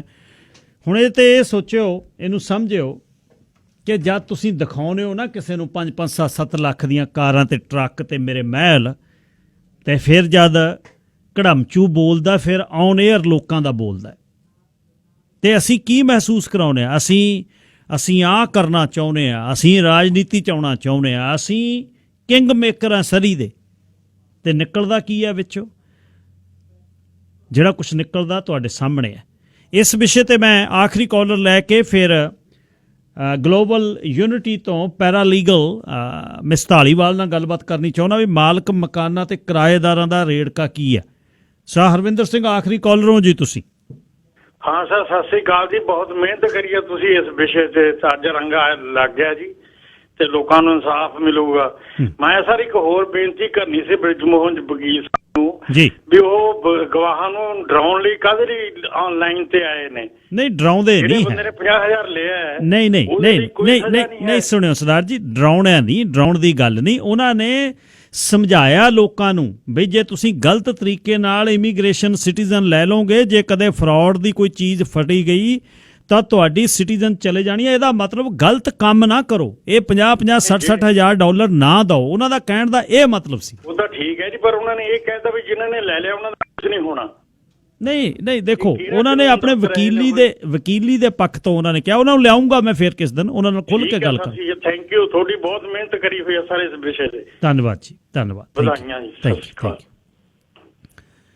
ਦੇਖੋ, ਕਮਿਊਨਿਟੀ ਦਾ ਦਰਦ ਹੈ ਜਿਹੜਾ ਜਦ ਹੁਣ ਲੋਕ ਦੱਸਦੇ ਆ ਤਾਂ ਸਾਹਮਣੇ ਵੇਖਦੇ ਆ ਆਪਾਂ ਵੀ ਕੁਆਲਿਟੀ ਜਾਂ ਤਾਂ ਕਹੇ ਨਾ ਬੰਦਾ ਮੈਂ ਰਾਕਟ ਸਾਇੰਟਿਸਟ ਹਾਂ, ਮੇਰੇ ਕੋਲ ਡਿਗਰੀਆਂ ਨੇ, ਮੇਰੇ ਕੋਲ ਪੜ੍ਹਾਈ ਹੈ। ਤੁਸੀਂ ਲੋਕਾਂ ਦੀਆਂ ਸ਼ਖਸੀਅਤਾਂ ਦੇਖਦੇ ਹੋ ਤੇ ਡਾਲਰਾਂ ਦੇ ਜਿਹੜੇ ਕੈਸ਼ ਡਾਲਰ ਕਾਲੇ ਗਾਰਬੇਜ ਬੈਗਾਂ ਦੇ ਵਿੱਚ ਲੋਕਾਂ ਨੇ ਘਰਾਂ 'ਚ ਰੱਖੇ ਹੋਏ ਨੇ, ਉਹ ਕਾਲੇ ਗਾਰਬੇਜਾਂ ਦੇ ਬੈਗਾਂ ਦੇ ਵਿੱਚ ਪਾਏ ਨੋਟਾਂ ਨੂੰ ਕਰੋਗੇ ਕੀ ਤੁਸੀਂ? ਹਲੇ ਤਾਂ ਇਹ ਲੋਕ ਦੱਸਦੇ ਨੇ, ਜਿੱਦਣ ਕੁਦਰਤ ਨੇ ਇਨਸਾਫ ਕਰਨਾ ਉਹ ਵੀ ਦਿਨ ਨੇੜੇ ਆ, ਉਹ ਵੀ ਹੁਣ, ਇਹ ਯਾਦ ਰੱਖਿਓ। ਹੁਣ ਮੇਰੇ ਨਾਲ ਗਲੋਬਲ ਯੂਨਿਟੀ ਤੋਂ ਮਿਸ ਧਾਲੀਵਾਲ ਨੇ, ਪੈਰਾਲੀਗਲ ਨੇ, ਉਹਨਾਂ ਦੇ ਰਾਹੀਂ ਮੈਂ ਅੱਜ ਗੱਲ ਉਹਨਾਂ ਨਾਲ ਕਰਨੀ ਹੈ ਕਿ ਕੀ ਇਸ਼ੂ ਨੇ, ਕਿਹੜੇ ਹੱਕ ਨੇ ਮਾਲਕ ਮਕਾਨਾਂ ਦੇ ਤੇ ਕਿਰਾਏਦਾਰਾਂ ਦੇ। ਮਿਸ ਧਾਲੀਵਾਲ ਜੀ, ਤੁਹਾਡਾ ਸਵਾਗਤ। ਸਤਿ ਸ੍ਰੀ ਅਕਾਲ। ਸਤਿ ਸ਼੍ਰੀ ਅਕਾਲ ਤੁਹਾਨੂੰ ਤੇ ਸਾਰਿਆਂ ਨੂੰ। ਅੱਛਾ, ਪਿਛਲੇ ਦਿਨੀ ਇੱਕ ਸਰਦਾਰ ਜਗਦੇਵ ਸਿੰਘ ਨੇ ਐਬਸਪੋਰਟ ਦੇ, ਜਿਹਦੇ ਕਰਕੇ ਤੁਹਾਨੂੰ ਮੈਂ ਅੱਜ ਬੁਲਾਇਆ, ਉਹਨਾਂ ਦਾ ਇੱਕ ਕੇਸ ਹੋਇਆ। ਉਹਨਾਂ ਨੇ ਇੱਕ ਘਰ ਖਰੀਦਿਆ, ਘਰ ਦੇ ਵਿੱਚ ਕਿਰਾਏਦਾਰ ਰਹਿੰਦੇ ਸੀ। ਜਿਸ ਦਿਨ ਉਹਨਾਂ ਨੂੰ ਘਰ ਮਿਲਿਆ, ਘਰ ਵੇਕੈਂਟ ਸੀ, ਉਹਨਾਂ ਨੇ ਘਰ ਢਾਹਤਾ ਤੇ ਉਹਦੇ ਬਾਅਦ ਉਹ ਘਰ ਬਣਾਉਣਾ ਸ਼ੁਰੂ ਕਰ ਦਿੱਤਾ। ਜਿਹੜੇ ਕਿਰਾਏਦਾਰ ਪਹਿਲਾਂ ਰਹਿੰਦੇ ਸੀ ਉਹਨਾਂ ਨੂੰ $20,000 'ਚ ਸੂਹ ਕਰਤਾ ਨਵੇਂ ਮਾਲਕਾਂ ਨੂੰ, ਬਈ ਹਾਂ ਮੈਂ ਇਸ ਘਰ 'ਚ ਰਹਿੰਦੀ ਸੀ ਤੇ ਤੁਸੀਂ $20,000 ਦਿਓ, ਮੈਂ ਧੱਕੇ ਖਾਂਦੀ ਫਿਰਦੀ ਹਾਂ ਬਾਹਰ। ਨਵਾਂ ਮਾਲਕ ਪ੍ਰੀਵੀਅਸ ਓਨਰ ਨੇ ਰੱਖੇ ਸੀ, ਵੇਕੈਂਟ ਪ੍ਰਾਪਰਟੀ ਮਿਲੀ, ਇਹਨਾਂ ਨੇ ਢਾਹ ਦਿੱਤੀ ਤੇ ਨਵਾਂ ਜਿਹੜਾ ਮਾਲਕ ਮਕਾਨ ਉਹ 'ਚ ਸੂਹ ਹੋ ਗਿਆ। ਇਹਨੂੰ ਸਮਝਾਓਗੇ ਤੁਸੀਂ, ਇਹ ਕਿਸ ਤਰ੍ਹਾਂ ਪੋਸੀਬਲ ਹੈ? ਹਾਂਜੀ, ਇਹਦੇ ਵਿੱਚ ਕੀ ਹੁੰਦਾ ਹੈ ਕਿ ਜਦੋਂ ਤੁਸੀਂ ਘਰ ਲੈਣੇ ਆ, ਜਿਹੜੀ ਤੁਹਾਡੀ contract and purchase and sale ਆ, ਉਹਦੇ ਵਿੱਚ ਬਸ ਵੇਕੈਂਟ ਪੋਜੈਸ਼ਨ ਲਿਖ ਕੇ ਨਹੀਂ ਤੁਹਾਨੂੰ ਵੇਕੈਂਟ ਪੋਜੈਸ਼ਨ ਮਿਲਦੀ। ਸਾਡੇ ਨਾਲ ਉਹਦੇ 'ਚ ਤੁਹਾਨੂੰ ਜਿਹੜਾ 2 ਮਹੀਨੇ ਦਾ ਨੋਟਿਸ ਆ ਉਹ ਦੇਣਾ ਪੈਂਦਾ ਆ, ਤੇ ਨਾਲੇ ਤੁਹਾਨੂੰ ਇੱਕ ਜਿਹੜੀ ਰੀਅਲਟਰ ਦੀ ਫਾਰਮ ਹੁੰਦੀ ਆ, ਉਹ ਰੀਅਲਟਰ ਨੇ ਟੈਨੈਂਟ ਨੂੰ ਨੋਟਿਸ ਦੇਣਾ ਹੁੰਦਾ ਆ। ਉਹ ਫਿਰ ਤਾਂ ਜਾ ਕੇ ਜਦੋਂ ਤੁਸੀਂ 2 ਮਹੀਨੇ ਪਹਿਲਾਂ ਉਹਨਾਂ ਨੂੰ ਨੋਟਿਸ ਦਿੰਦੇ ਆ, ਫਿਰ ਤੁਹਾਡਾ ਉਹ ਨੋਟਿਸ ਪ੍ਰੋਪਰ ਤਰੀਕੇ ਨਾਲ ਦੇ ਹੁੰਦਾ ਆ, ਤੇ ਫਿਰ ਉਹ ਨਵੇਂ ਬਾਇਰ ਨੂੰ ਵੀ ਨਹੀਂ ਅਫੈਕਟ ਕਰਦਾ ਉਹ ਚੀਜ਼। ਜਦੋਂ ਇਹਨਾਂ ਨਾਲ ਏਦਾਂ ਹੋ ਗਿਆ ਆ, ਇਹ ਕੀ ਕਰ ਸਕਦੇ ਹੈ, ਆਪਣੀ ਕੰਟਰੈਕਟ ਨੂੰ ਰੀਵਿਜ਼ਿਟ ਕਰ ਸਕਦੇ ਆ ਤੇ ਉਹਦੇ ਵਿੱਚ ਇਹ ਕਲੇਮ ਰੱਖ ਸਕਦੇ ਆ। ਬਿਕਾਜ਼ ਜੇ ਉਹ 20,000 ਮੰਗਦੇ ਆ, 20,000 ਉਹਨਾਂ ਨੂੰ ਰਾਈਟ ਅਵੇ ਮਿਲੂਗਾ ਨਹੀਂ, ਉਹਨਾਂ ਨੇ ਵੀ ਐਵੀਡੈਂਸ ਦੇਣਾ ਆ ਬੋਰਡ ਨੂੰ, ਤੇ ਉਹਨਾਂ ਨੇ ਵੀ ਸਾਰੇ ਆਪਣੇ ਪੇਪਰ ਵਰਕ ਉਹਨਾਂ ਦੇ ਸਾਹਮਣੇ ਰੱਖਣਾ ਕਿ ਆਹ ਸਾਡੀਆਂ ਚੀਜ਼ਾਂ ਆ, ਅਸੀਂ ਜਿੱਦਾਂ ਸਾਨੂੰ ਨੋਟਿਸ ਨਹੀਂ ਮਿਲਿਆ। ਹੁਣ ਤੁਹਾਨੂੰ ਉਹ ਨੋਟਿਸ ਤੇ ਪ੍ਰੂਵ ਕਰਨਾ ਪੈਣਾ ਕਿ ਅਸੀਂ ਦਿੱਤਾ ਆ ਜਾਂ ਓਲਡ ਓਨਰ ਨੇ ਦਿੱਤਾ ਆ ਨੋਟਿਸ। ਅੱਛਾ, ਇਹਦੇ ਬਾਰੇ ਹੁਣ ਜੇ ਆਪਾਂ ਲੋਕਾਂ ਨੂੰ ਸਮਝਾਉਣਾ ਹੋਵੇ, ਪਹਿਲਾਂ ਤਾਂ ਇਹ ਦੱਸੋ ਵੀ ਜਿਹੜੇ ਹਾਊਸ ਓਨਰ ਨੇ, ਮਾਲਕ ਮਕਾਨ ਨੇ, ਜਿਨ੍ਹਾਂ ਨੇ ਕਿਰਾਏ ਤੇ ਆਪਣੀ ਬੇਸਮੈਂਟ ਦੇਣੀ ਆ, ਉਹਨਾਂ ਨੂੰ ਕਿਹੜੀਆਂ ਚੀਜ਼ਾਂ ਦਾ ਖਿਆਲ ਰੱਖਣਾ? ਟੂ ਡੂ ਲਿਸਟ ਦਿਓ ਮੈਨੂੰ, ਕਿਹੜੀ ਆ? ਹਾਂਜੀ, ਉਹਨਾਂ ਨੇ ਪਹਿਲਾਂ ਤਾਂ ਜਦੋਂ ਉਹਨਾਂ ਨੇ ਕਿਰਾਏ ਤੇ ਰੱਖਣਾ ਹੈ, ਉਹਨਾਂ ਨੇ ਇਦਾਂ ਡਿਟਰਮਿਨ ਕਰਨਾ ਹੈ, ਪਹਿਲਾਂ ਡਿਟਰਮਿਨ ਕਰ ਲਓ ਕਿ ਜੇ ਤੁਸੀਂ ਪੈਟ ਰੱਖਣੇ ਆ ਜਾਂ ਨੋ ਸਮੋਕਿੰਗ ਜਾਂ ਤੁਹਾਡੀ ਘਰ ਦੀ ਸਿਚੁਏਸ਼ਨ ਕੀ ਆ, ਉਹ ਮੇਕ ਸ਼ੋਰ ਕਰੋ ਕਿ ਤੁਸੀਂ ਉਹ ਐਡ ਦੇ ਵਿੱਚ ਰੱਖੋ, ਲਾਓ, ਲਿਖੋ। ਤੇ ਫਿਰ ਜਦੋਂ ਤੁਸੀਂ ਉਹਦੇ ਵਿੱਚ ਲਿਖਿਆ, ਉਹ ਐਡ ਤੁਸੀਂ ਸਾਂਭ ਕੇ ਰੱਖੋ। ਉਹ ਬਾਅਦ ਚੋਂ ਜਾ ਕੇ ਵੀ ਤੁਹਾਡੇ ਕੰਮ ਆਉਣੀ ਹੈ ਕਿ ਮੈਂ ਏਦਾਂ ਐਡਵਰਟਾਈਜ਼ ਕੀਤਾ ਸੀ ਤੇ ਤੂੰ ਮੰਨੀ ਸੀ ਕਿ ਨੋ ਪੈਟਸ ਅਲਾਉਡ। ਫਿਰ ਉਸ ਤੋਂ ਬਾਅਦ ਜਿਹੜੀ ਐਗਰੀਮੈਂਟ ਹੁੰਦੀ ਆ, ਜਿਹੜੀ ਰੈਜ਼ੀਡੈਂਸ਼ੀਅਲ ਟੈਨੈਂਸੀ ਬੋਰਡ ਐਗਰੀਮੈਂਟ ਹੁੰਦੀ ਆ, ਆਪਣੇ ਲੋਕੀ ਐਗਰੀਮੈਂਟ ਨਹੀਂ ਬਣਾਉਂਦੇ, ਪਰ ਆਪਾਂ ਨੂੰ ਐਗਰੀਮੈਂਟ ਬਣਾਉਣੀ ਚਾਹੀਦੀ ਆ। ਉਹਦੇ ਨਾਲ ਇੱਕ ਪੇਪਰ ਲਾਉਣਾ ਚਾਹੀਦਾ ਆ ਜਿਹੜੇ ਐਡੀਸ਼ਨਲ ਟਰਮਸ ਲਿਖੇ ਹੁੰਦੇ ਆ। ਤੇ ਫਿਰ ਜਿਹੜੀ ਐਗਰੀਮੈਂਟ ਹੁੰਦੀ ਆ, ਉਹਦੇ ਵਿੱਚ ਕਈ ਚੀਜ਼ਾਂ ਏਦਾਂ ਹੁੰਦੀਆਂ ਜਿਹੜੀਆਂ ਤੁਸੀਂ ਫੁੱਲੀ ਰੀਡ ਨਹੀਂ ਕਰਦੇ, ਬਸ ਨਾਂ ਲਿਖ ਕੇ ਤੇ ਐਡਰੈਸ ਲਿਖ ਕੇ ਉਹ ਐਗਰੀਮੈਂਟ ਬਣਦੀ ਨਹੀਂ। ਉਹਦੇ ਵਿੱਚ ਇੱਕ ਟਰਮ ਹੁੰਦੀ ਹੈ ਕਿ ਜੇ 1 ਮਹੀਨੇ ਬਾਅਦ ਤੁਸੀਂ ਇਹ ਐਂਡ ਕਰਨਾ ਮੰਗਦੇ ਆ, ਤੁਸੀਂ ਉਹ ਐਗਰੀਮੈਂਟ ਪ੍ਰੋਪਰਲੀ ਫਿਲ ਕਰੋ। ਇੱਕ ਡੱਬਾ ਹੁੰਦਾ ਉੱਥੇ, ਉਹਨੂੰ ਚੈੱਕ ਮਾਰਕ ਕਰੋ ਕਿ 1 ਮਹੀਨੇ ਬਾਅਦ ਇਹਨਾਂ ਦੀ ਟੈਨੈਂਸੀ ਫਿਨਿਸ਼ ਆ। ਜੇ ਤੁਸੀਂ ਨਹੀਂ ਚੈੱਕ ਕਰਦੇ ਉਹ ਡੱਬੇ ਨੂੰ, ਉਹ ਫਿਰ ਏਦਾਂ ਹੋ ਜਾਂਦਾ ਕਿ 1 ਮਹੀਨੇ ਬਾਅਦ ਉਹ ਮੰਥ ਟੂ ਮੰਥ ਹੋ ਜਾਣੀ ਆ। ਫਿਰ ਉਹ ਆਟੋਮੈਟਿਕਲੀ ਤੁਹਾਨੂੰ ਉਹਨਾਂ ਨੂੰ ਲੌਂਗਰ ਰੱਖਣਾ ਪੈਣਾ ਆ ਤੇ ਤੁਸੀਂ ਉਹਨਾਂ ਨੂੰ ਰਿਮੂਵ ਨਹੀਂ ਕਰ ਸਕਦੇ ਜਿੰਨਾ ਚਿਰ ਤੁਸੀਂ ਉਹਨੂੰ ਪ੍ਰੋਪਰ ਨੋਟਿਸ ਨਹੀਂ ਦਿੰਦੇ। ਤੇ ਫਿਰ ਉਹ ਬਾਅਦ ਚ ਜਾ ਕੇ ਹਾਂਜੀ। ਅੱਛਾ, ਇੱਕ ਮੈਨੂੰ ਸਵਾਲ ਮੇਰੀ ਪਹਿਲੀ ਗੱਲ ਤੋਂ ਮੈਂ ਫੇਰ ਤੁਹਾਡੇ ਨਾਲ ਕਰਨਾ ਚਾਹੁੰਦਾ ਹੈ, ਉਹ ਇਹ ਹੈ ਵੀ ਨਵੇਂ ਮਾਲਕ ਨੇ ਘਰ ਉਹ ਲੈ ਲਿਆ, ਉਹਦੇ ਨੇ ਤਾਂ ਪਹਿਲੇ ਟੈਨੈਂਟਸ ਨਾਲ ਕੰਟਰੈਕਟ ਕੋਈ ਕੀਤਾ ਹੀ ਨਹੀਂ, ਉਹ ਕਿਉਂ ਸੂ ਹੋ ਗਿਆ ਉਹਦੇ ਚ?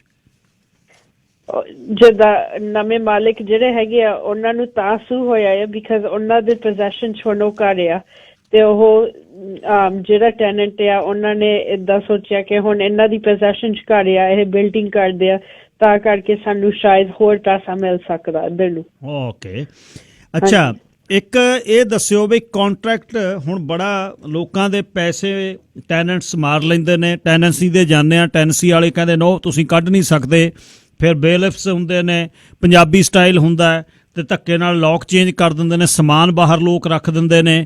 ਇਹ ਸਾਰੀਆਂ ਚੀਜ਼ਾਂ ਤੋਂ ਬਚਣ ਲਈ ਜਿਹੜਾ ਕੰਟਰੈਕਟ ਤੇ ਰੈਫਰਲ ਹੈ, ਰੈਫਰੈਂਸ ਹੈ ਜਿਹੜਾ, ਉਹ ਕੰਟਰੈਕਟ ਕਿਹੜਾ ਚਾਹੀਦਾ ਤੇ ਰੈਫਰੈਂਸ ਕਿਸ ਤਰ੍ਹਾਂ ਚੈੱਕ ਕਰਨੇ ਚਾਹੀਦੇ ਨੇ? ਹੁਣ ਜਿੱਦਾਂ ਅਸੀਂ ਸਾਡੀ ਕੰਪਨੀ ਜਿਹੜੀ ਹੈਗੀ ਆ, ਅਸੀਂ ਉਹਦੇ ਚ ਸਪੈਸ਼ਲਾਈਜ਼ ਕਰਦੇ ਆ, ਉਹ ਜਾਂ ਸਾਡੇ ਕੋਲ ਆ ਸਕਦੇ ਆ ਜਾਂ ਉਹ ਸਾਡੇ ਨਾਲ ਬੈਠ ਕੇ ਗੱਲ ਕਰ ਸਕਦੇ ਆ। ਅਸੀਂ ਉਹਨਾਂ ਨੂੰ ਸਮਝਾਉਂਗੇ ਕਿ ਆਹ ਚੀਜ਼ ਤੁਸੀਂ ਆਪ ਹੀ ਕਰ ਸਕਦੇ ਆ, ਇਹਦੇ ਚ ਤੁਹਾਡੇ ਲਈ ਬੈਨੀਫਿਟ ਆ।